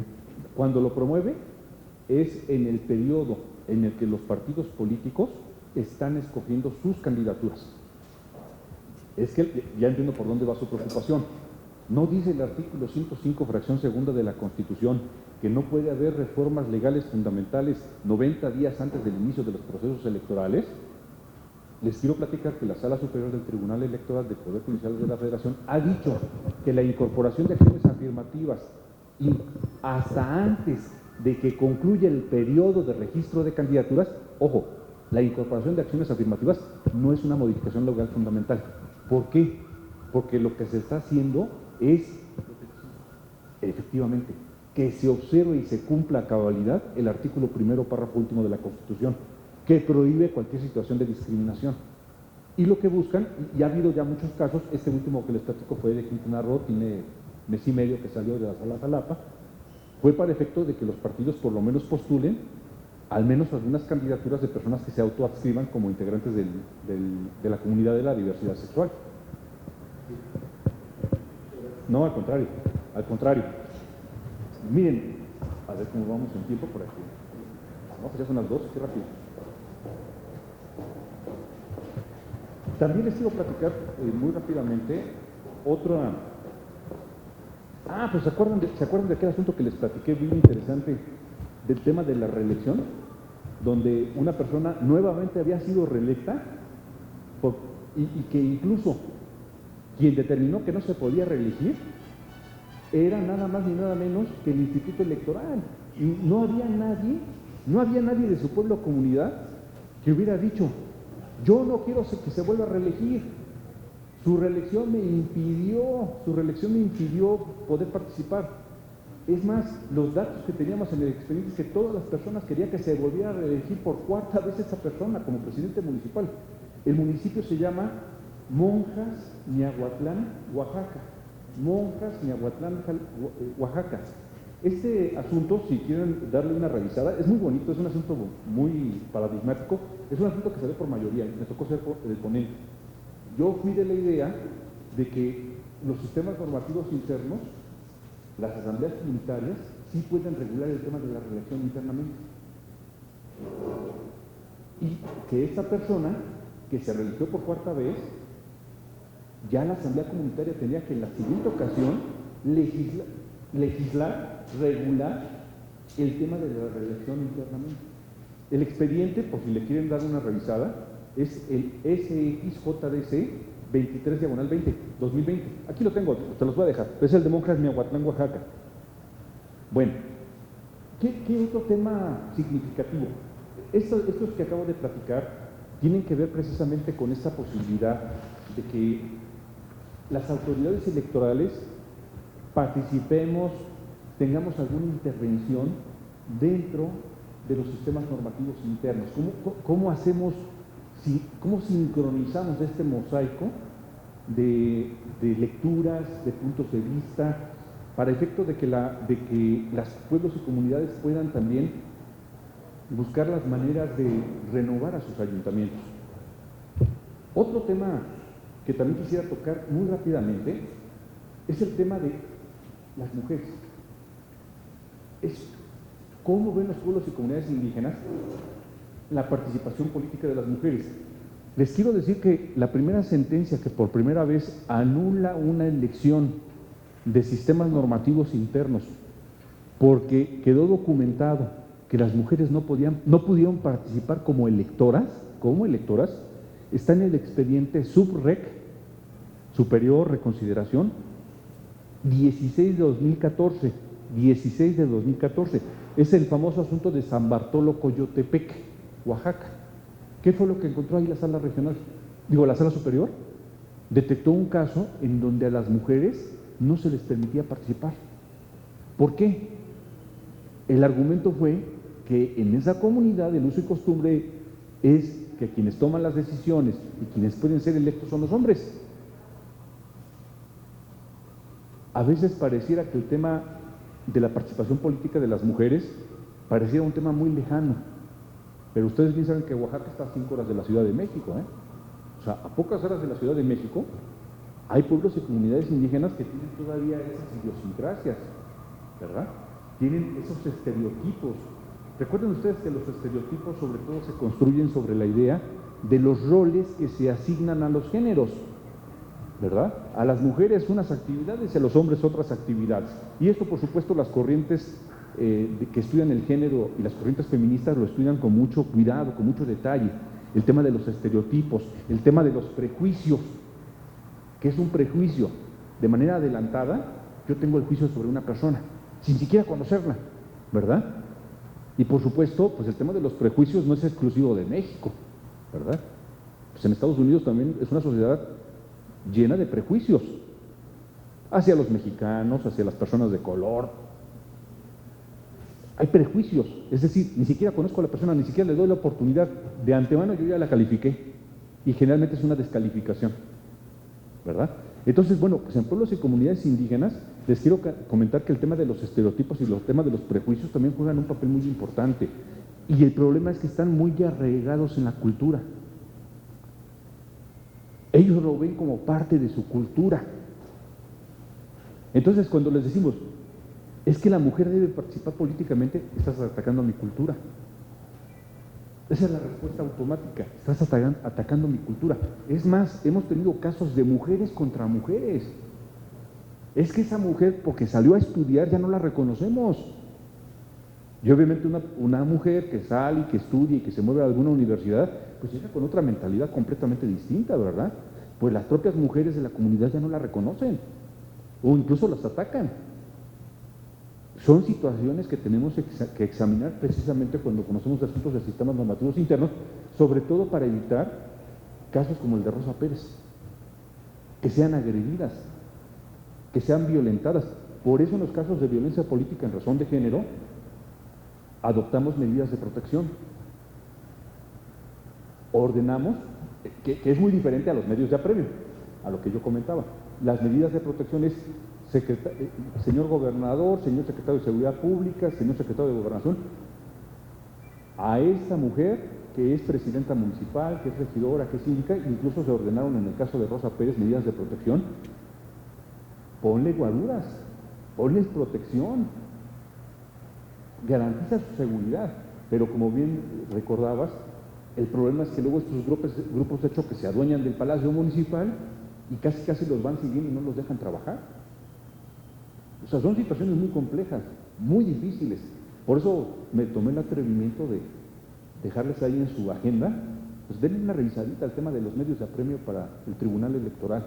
Les prometo que vamos a hacer un uso muy cuidadoso y sobre todo muy consciente de que pues hay asuntos que ameritan tener otras posibilidades jurídicas para hacer cumplir nuestras sentencias. En el caso de Rosa Pérez, es un caso que para el estudio del caso sería maravilloso. El estudio del caso de Rosa Pérez sería maravilloso para efectos de las maestrías que varios y varios de ustedes están cursando, o de una tesis doctoral, el caso de Rosa Pérez, tan solo. Y bueno, además quiero que tomen en cuenta que cuando hablamos de las mujeres en pueblos y comunidades indígenas, estamos en ambientes o contextos de discriminación interseccional. Esta palabra que parece difícil de masticar, discriminación interseccional. ¿Alguien tiene idea de qué es la discriminación interseccional? ¿Alguna idea de discriminación interseccional? Es cuando en una misma persona confluyen diferentes motivos de discriminación. Es decir, en una mujer, para empezar, es mujer, género, exacto. Es indígena, segundo elemento de discriminación. Pobre, tercer elemento de discriminación. Cuarto elemento de discriminación, discriminación interseccional. En una sola persona confluyen varios elementos de discriminación. En esos casos tenemos que ser especialmente cuidadosas y cuidadosos. Tenemos que ser especialmente cuidadosas y cuidadosos porque en una misma persona, por diferentes motivos, se le discrimina. Y esos son los casos más delicados. Por ejemplo, tuve un caso ahí en la ponencia y la magistrada y magistrado me hicieron el favor de apoyar. Fíjense, una regidora de Hacienda, embarazada, indígena, mujer, le dice a la presidenta municipal: presidenta, ya estoy a punto de llegar al término de mi embarazo, voy a dar a luz, quiero tramitar mi licencia de maternidad. ¿Qué creen que hace la presidenta municipal? No se lo autoriza. E incluso le dice: si estás embarazada es porque tú te quisiste embarazar. Y como va a entrar a trabajar tu suplente en tu lugar, de tu sueldo, tú le pagas a ella. De tu sueldo, tú le pagas a ella. El Tribunal Electoral de Oaxaca, yo no sé qué le pasó ahí al tribunal, le tengo mucho respeto, pero se les pasó el asunto, nos llega a la Sala Regional Jalapa, y yo vi de inmediato un caso de discriminación interseccional, mujer indígena y embarazada. Y además, sí había registros de que había pedido la licencia de maternidad. Perdón, por muy presidenta municipal que sea, no puede negar una licencia de maternidad. ¿Y por qué tenía esto que ver? Porque la regidora estaba siendo afectada fíjense, la regidora estaba siendo afectada en su derecho a ejercer el cargo al cual había resultado electa, que contempla también la posibilidad de gozar de licencias de maternidad, porque ahora resulta entonces que las mujeres que se dedican a la política no se pueden embarazar. Es una barbaridad. Entonces, este caso, por ejemplo, es muy emblemático de cuestiones de discriminación interseccional. Tengo otro más, pero primero aquí.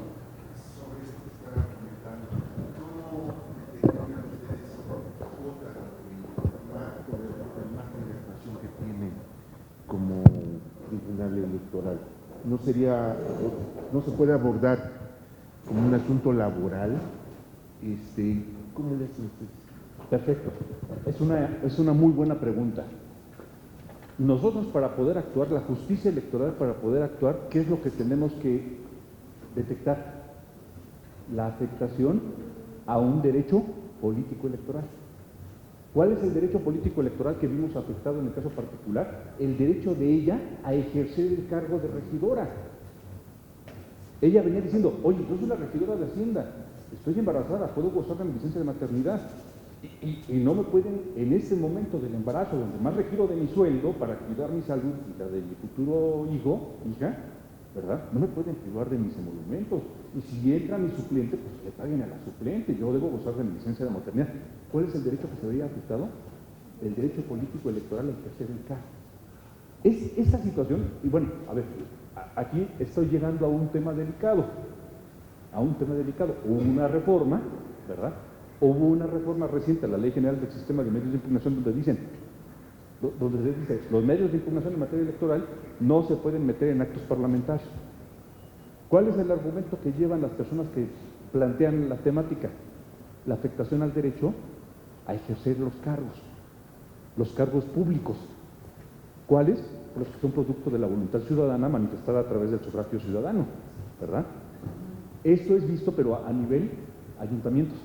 Esto que les estoy platicando, pero es prácticamente lo mismo a lo que se puede ver a niveles parlamentarios.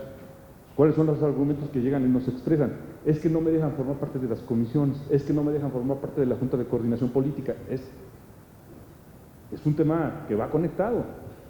¿Hasta dónde llega el ejercicio del cargo como una derivación del sufragio pasivo?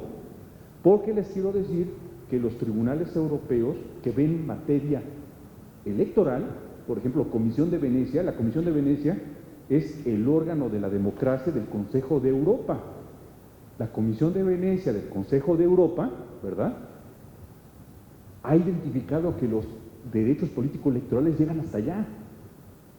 Entonces, lo que nosotros hemos construido, no crean que tampoco es caprichoso y ya los tribunales nos queremos meter a los congresos. No es eso. Estamos siguiendo las líneas más avanzadas. Por supuesto, esto puede tener diferentes lecturas muy respetables, no es el espacio para confrontarlas, ¿no? Nada más señalar, este asunto que fue muy discutido, debatido, de la reforma a la ley de medios de impugnación, en donde se supone que ya no se puede, a raíz de la reforma, impugnar el asunto de los cargos y demás, que tuvo que ver MC y demás, está ahorita en la Corte.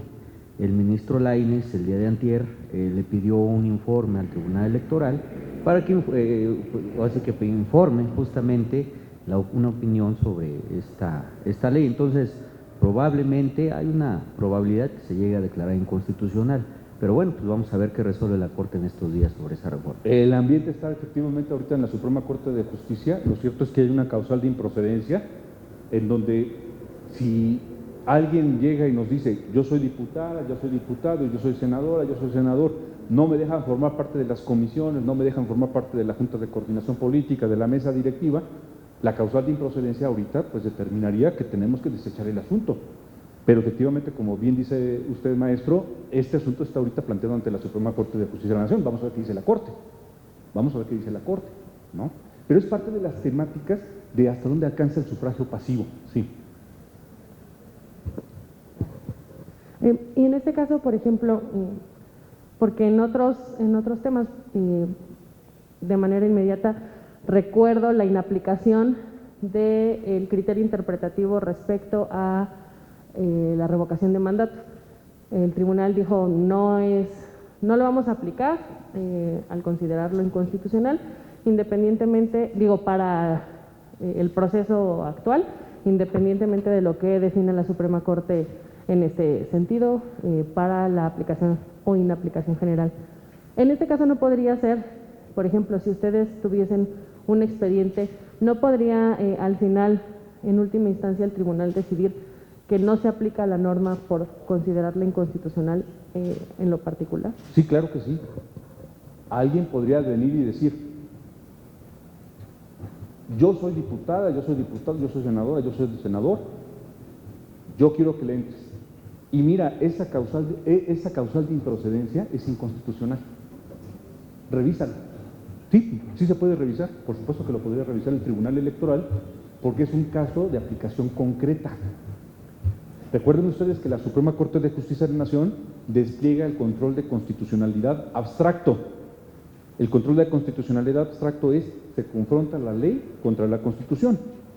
El Tribunal Electoral, por mandato del artículo 99 constitucional, despliega el control de constitucionalidad concreto. En un acto de aplicación, ¿se podría llegar a plantear esa hipótesis? Sí, maestra, podría llegarse a plantear esa hipótesis. ¿Y tendría que pronunciarse el Tribunal Electoral? Sí, se tendría que pronunciar el Tribunal Electoral, porque el Tribunal Electoral no puede dejar de resolver ningún caso. ¿A qué conclusión llegaría? No lo sé. Y tampoco podría yo prejuzgar ahora. Le tiene que traer el estudio, sí, claro que sí. Sí, porque incluso les quiero platicar que en Sala Jalapa tuvimos casos de ese tipo de actos parlamentarios. Hace como 3 años tuvimos un caso del Congreso del Estado de Tabasco y precisamente se dolían los diputados y las diputadas de Tabasco en que por el movimiento de los diputados y las diputadas se violentaba, ya ven que luego cambian de grupo parlamentario, ¿verdad? Las diputadas y los diputados cambian de grupo parlamentario. ¿Qué nos planteaban? A partir de esas renuncias y esos movimientos, el partido político mayoritario rebasa los límites a la sobrerepresentación de los 8 puntos porcentuales. Están violentando la ley, están incurriendo en una situación de fraude a la ley, porque a través de esa suma o ese cambio de grupos, ahora el partido mayoritario incluso rebasa la mayoría que está permitida y autorizada por la Constitución, que son los 8 puntos porcentuales a partir de los límites de su votación recibida durante la jornada electoral. La Sala Jalapa, en aquel momento nosotros dijimos efectivamente, los 8 puntos porcentuales se tienen que observar todo el tiempo. En aquel momento la Sala Superior dijo, no, es un tema parlamentario, no lentos.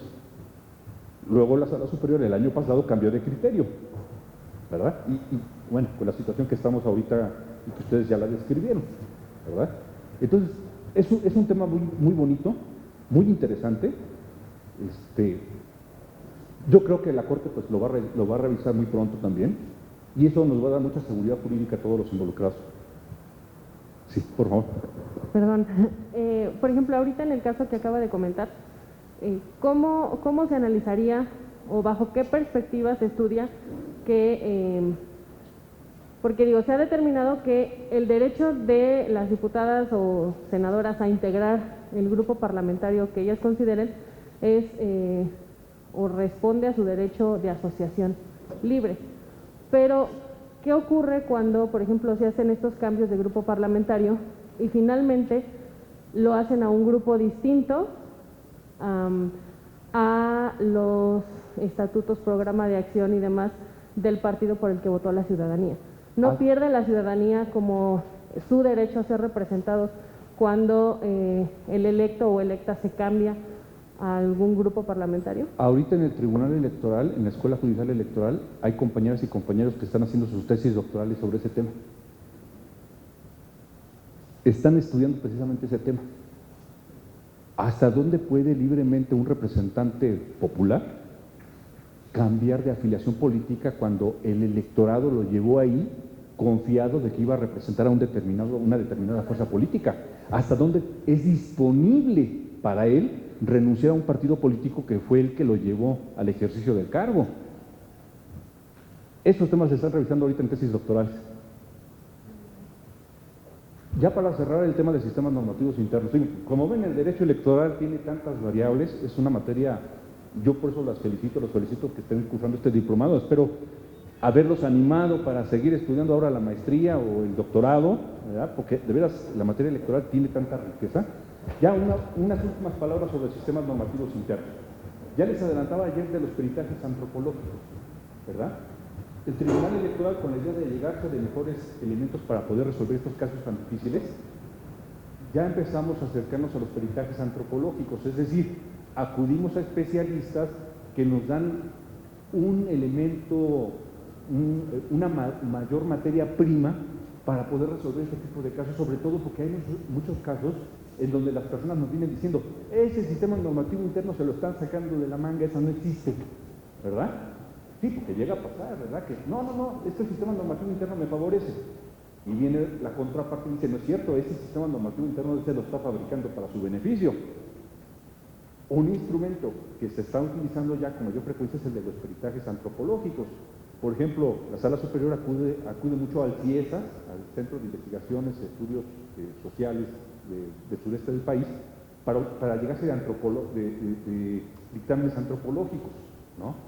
Para efecto de que antropólogos sociales, yo creo que deberían ser antropólogos jurídicos, porque también existe la antropología jurídica, podrían desprender la existencia de esos sistemas normativos internos para efecto de la resolución de este tipo de asuntos.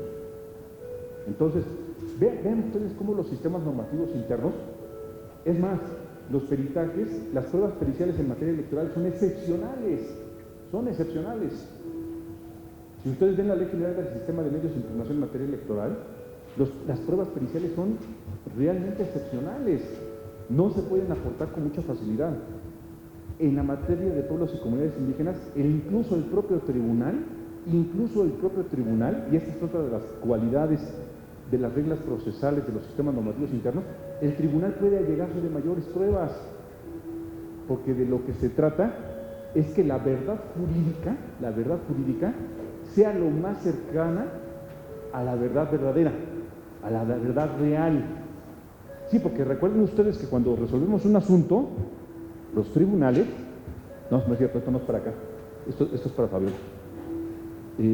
Cuando resolvemos un asunto, los tribunales, en principio, lo que se busca es la verdad jurídica, la verdad conforme a las normas. Y muchas veces la verdad jurídica no se acerca a la verdad verdadera, a la verdad de la realidad. Bueno, pues en sistemas normativos internos tratamos de que compaginen lo más posible las dos, porque precisamente lo que buscamos es dictar una sentencia que venga a resolver la conflictiva de los pueblos y comunidades indígenas. Y esto solo se logra si los tribunales adoptamos una actitud proactiva en la búsqueda de la justicia, en el acercamiento a la verdad verdadera, ¿verdad? Miren, ¿verdad? Hasta me salió automático todos estos ejercicios que apuntan precisamente en esa dirección. Entonces, pues no sé si hubiera algún comentario, alguna duda final que quisieran que pudiéramos platicar en estos minutos finales.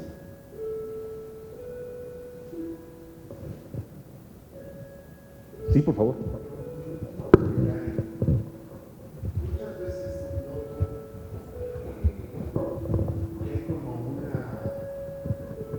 Se asume como una visión idílica el recurrir a la argumentación de los usos y costumbres.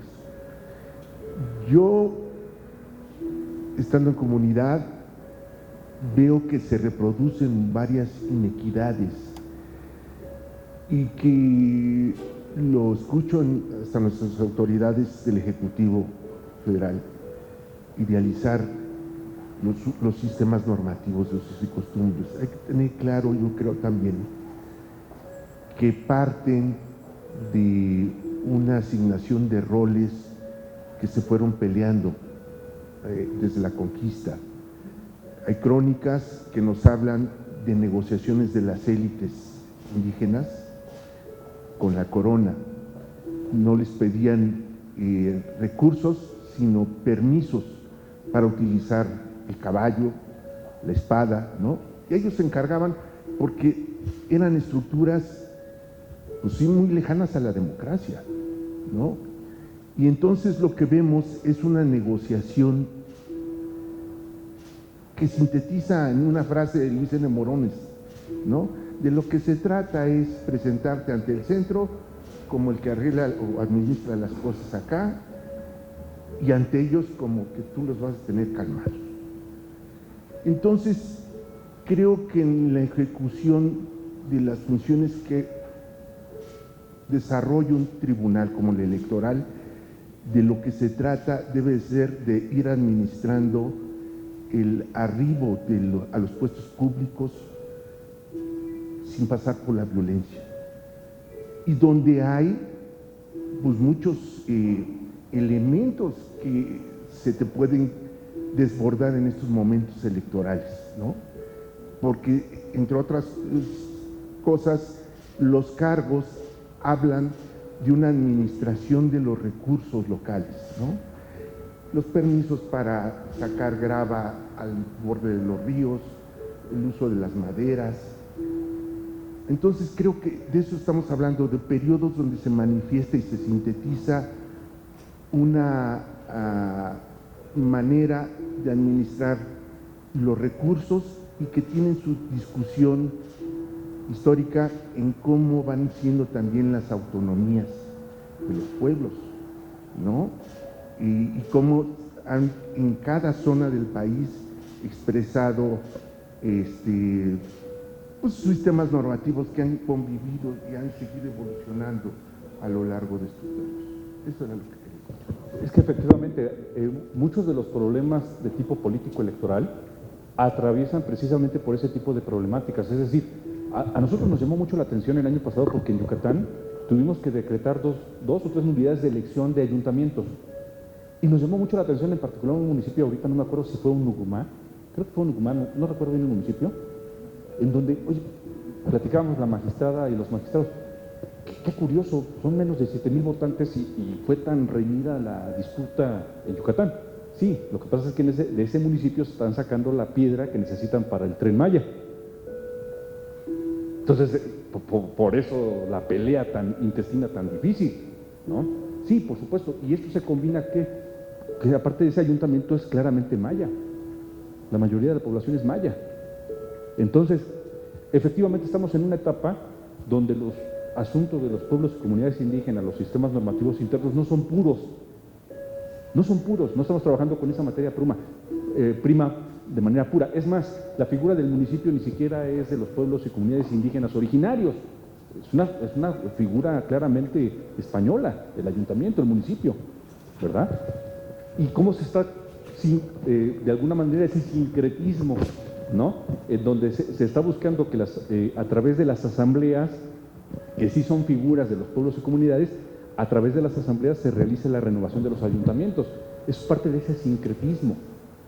Y pues la justicia electoral precisamente se ve en ese ambiente, en ese contexto. Valdría la pena, nada más para cerrar, ¿qué es el derecho electoral?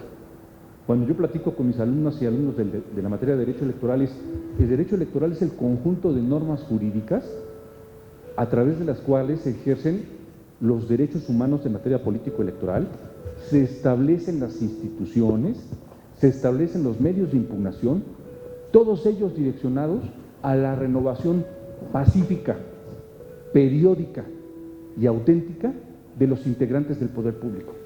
Para eso es el derecho electoral.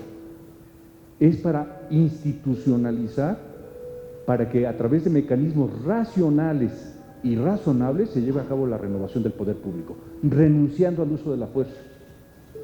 Para eso se construyó el derecho electoral. Y ese es el objetivo del derecho electoral. Y por supuesto el derecho electoral tiene principios y valores que lo nutren, ¿verdad? ¿Cuál es el principal? La protección de la voluntad ciudadana. La voluntad ciudadana legítimamente expresada en las urnas, que sea la que determine qué persona debe ejercer un puesto público. Y por supuesto, todo eso rodeado de garantías que garanticen que los procedimientos democráticos se realizan en condiciones de equidad, sin trampas.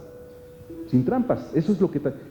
las causales de nulidad de una elección, las causales de nulidad de la votación recibida en casilla, son las añejas trampas que se construyeron en México durante muchas décadas, ¿verdad? Eso es lo que recoge el derecho electoral.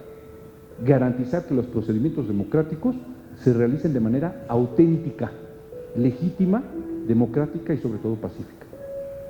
No sé si hubiera algún otro comentario, alguna otra duda. Sí, por favor.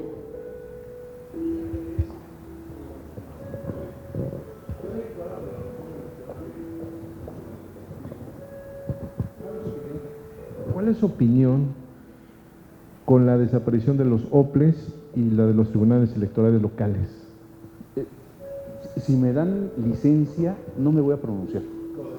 No, no me voy a pronunciar, ¿saben por qué?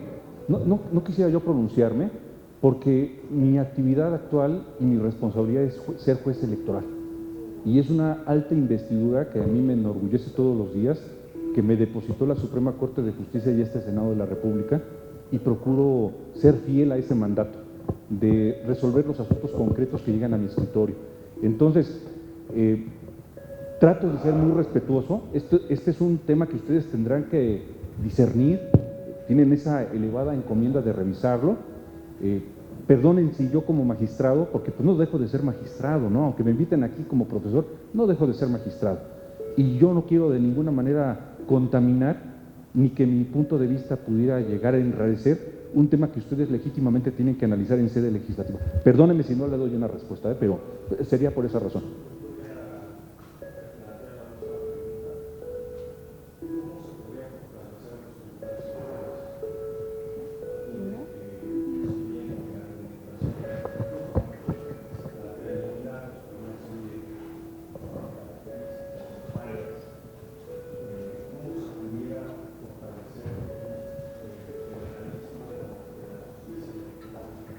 Es que está en el mismo ambiente la pregunta. Está en el mismo ambiente la pregunta.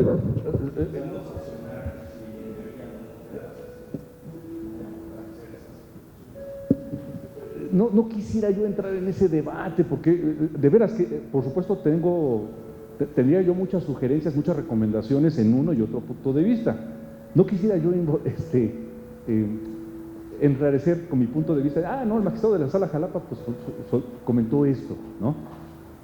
De lo que yo sí estoy convencido, para hacer una respuesta neutral y que sí haya una respuesta, es que estoy convencido de que el Poder Legislativo tiene la experiencia que ha arrojado el funcionamiento de los tribunales electorales, y hace unos minutos acabamos de hablar, ¿qué tema es el nuclear del derecho electoral? La renovación pacífica. Ustedes vean, revisen si esa renovación pacífica a partir de las instituciones electorales ha funcionado o no ha funcionado. Porque si no hay renovación pacífica, pues entonces para nada servimos los tribunales electorales. ¿Hemos cumplido ese mandato constitucional o no hemos cumplido con ese mandato constitucional? Lamentablemente, si juzgamos el trabajo del Tribunal de Chiapas, por ejemplo, en la Sala Superior, porque no pasó por la Sala Jalapa, de Rosa Pérez, pues parece que el saldo sería muy malo. Pero si revisamos todo el universo de asuntos, tal vez el resultado sea diferente. ¿Para qué existimos los tribunales? ¿Para qué existimos las instituciones electorales? Para la renovación pacífica del poder político.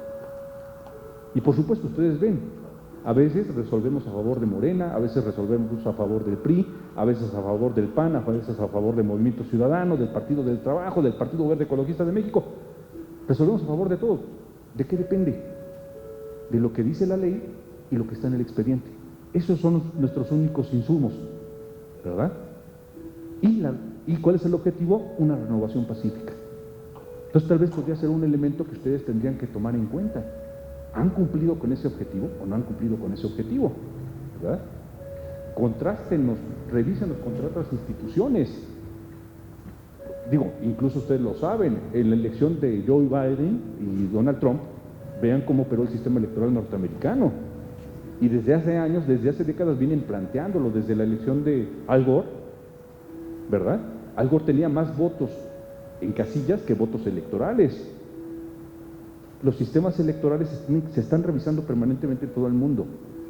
Y por supuesto, todos los sistemas electorales son perfectibles, todos. El poder legislativo es perfectible también. No hay una institución humana que digamos, ya llegamos al punto culminante, ya no hay nada que hacerle, ya no hay nada que mejorarle.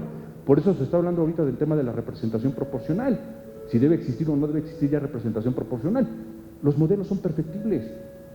Antes de la representación proporcional en México existían los diputados de partido en 1977. Esas figuras se fueron incorporando de acuerdo a las necesidades de nuestro país en cada momento y en cada etapa.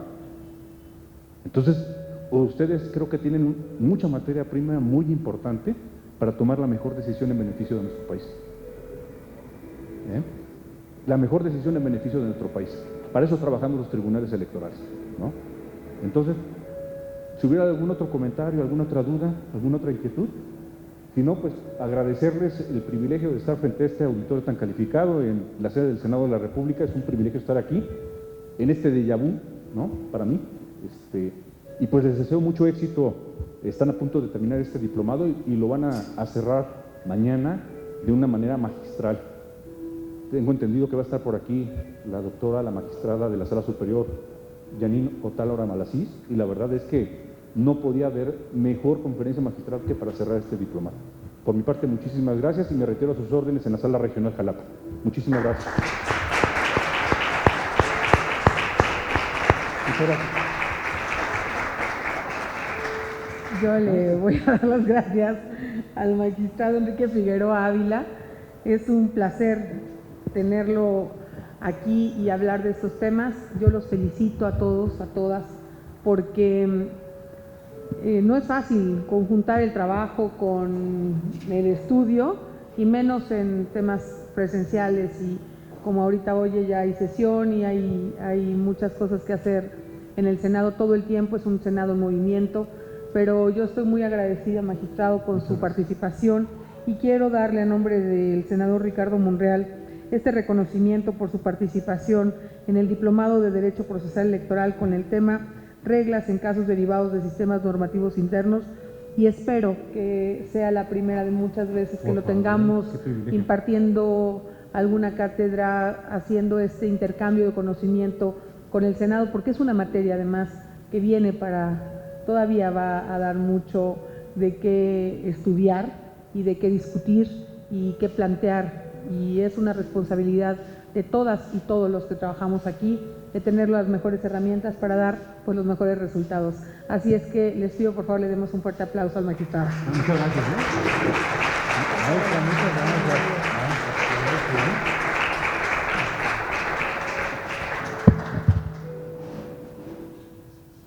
Si quieren pasar todos para tomarnos una foto. Sería maravilloso.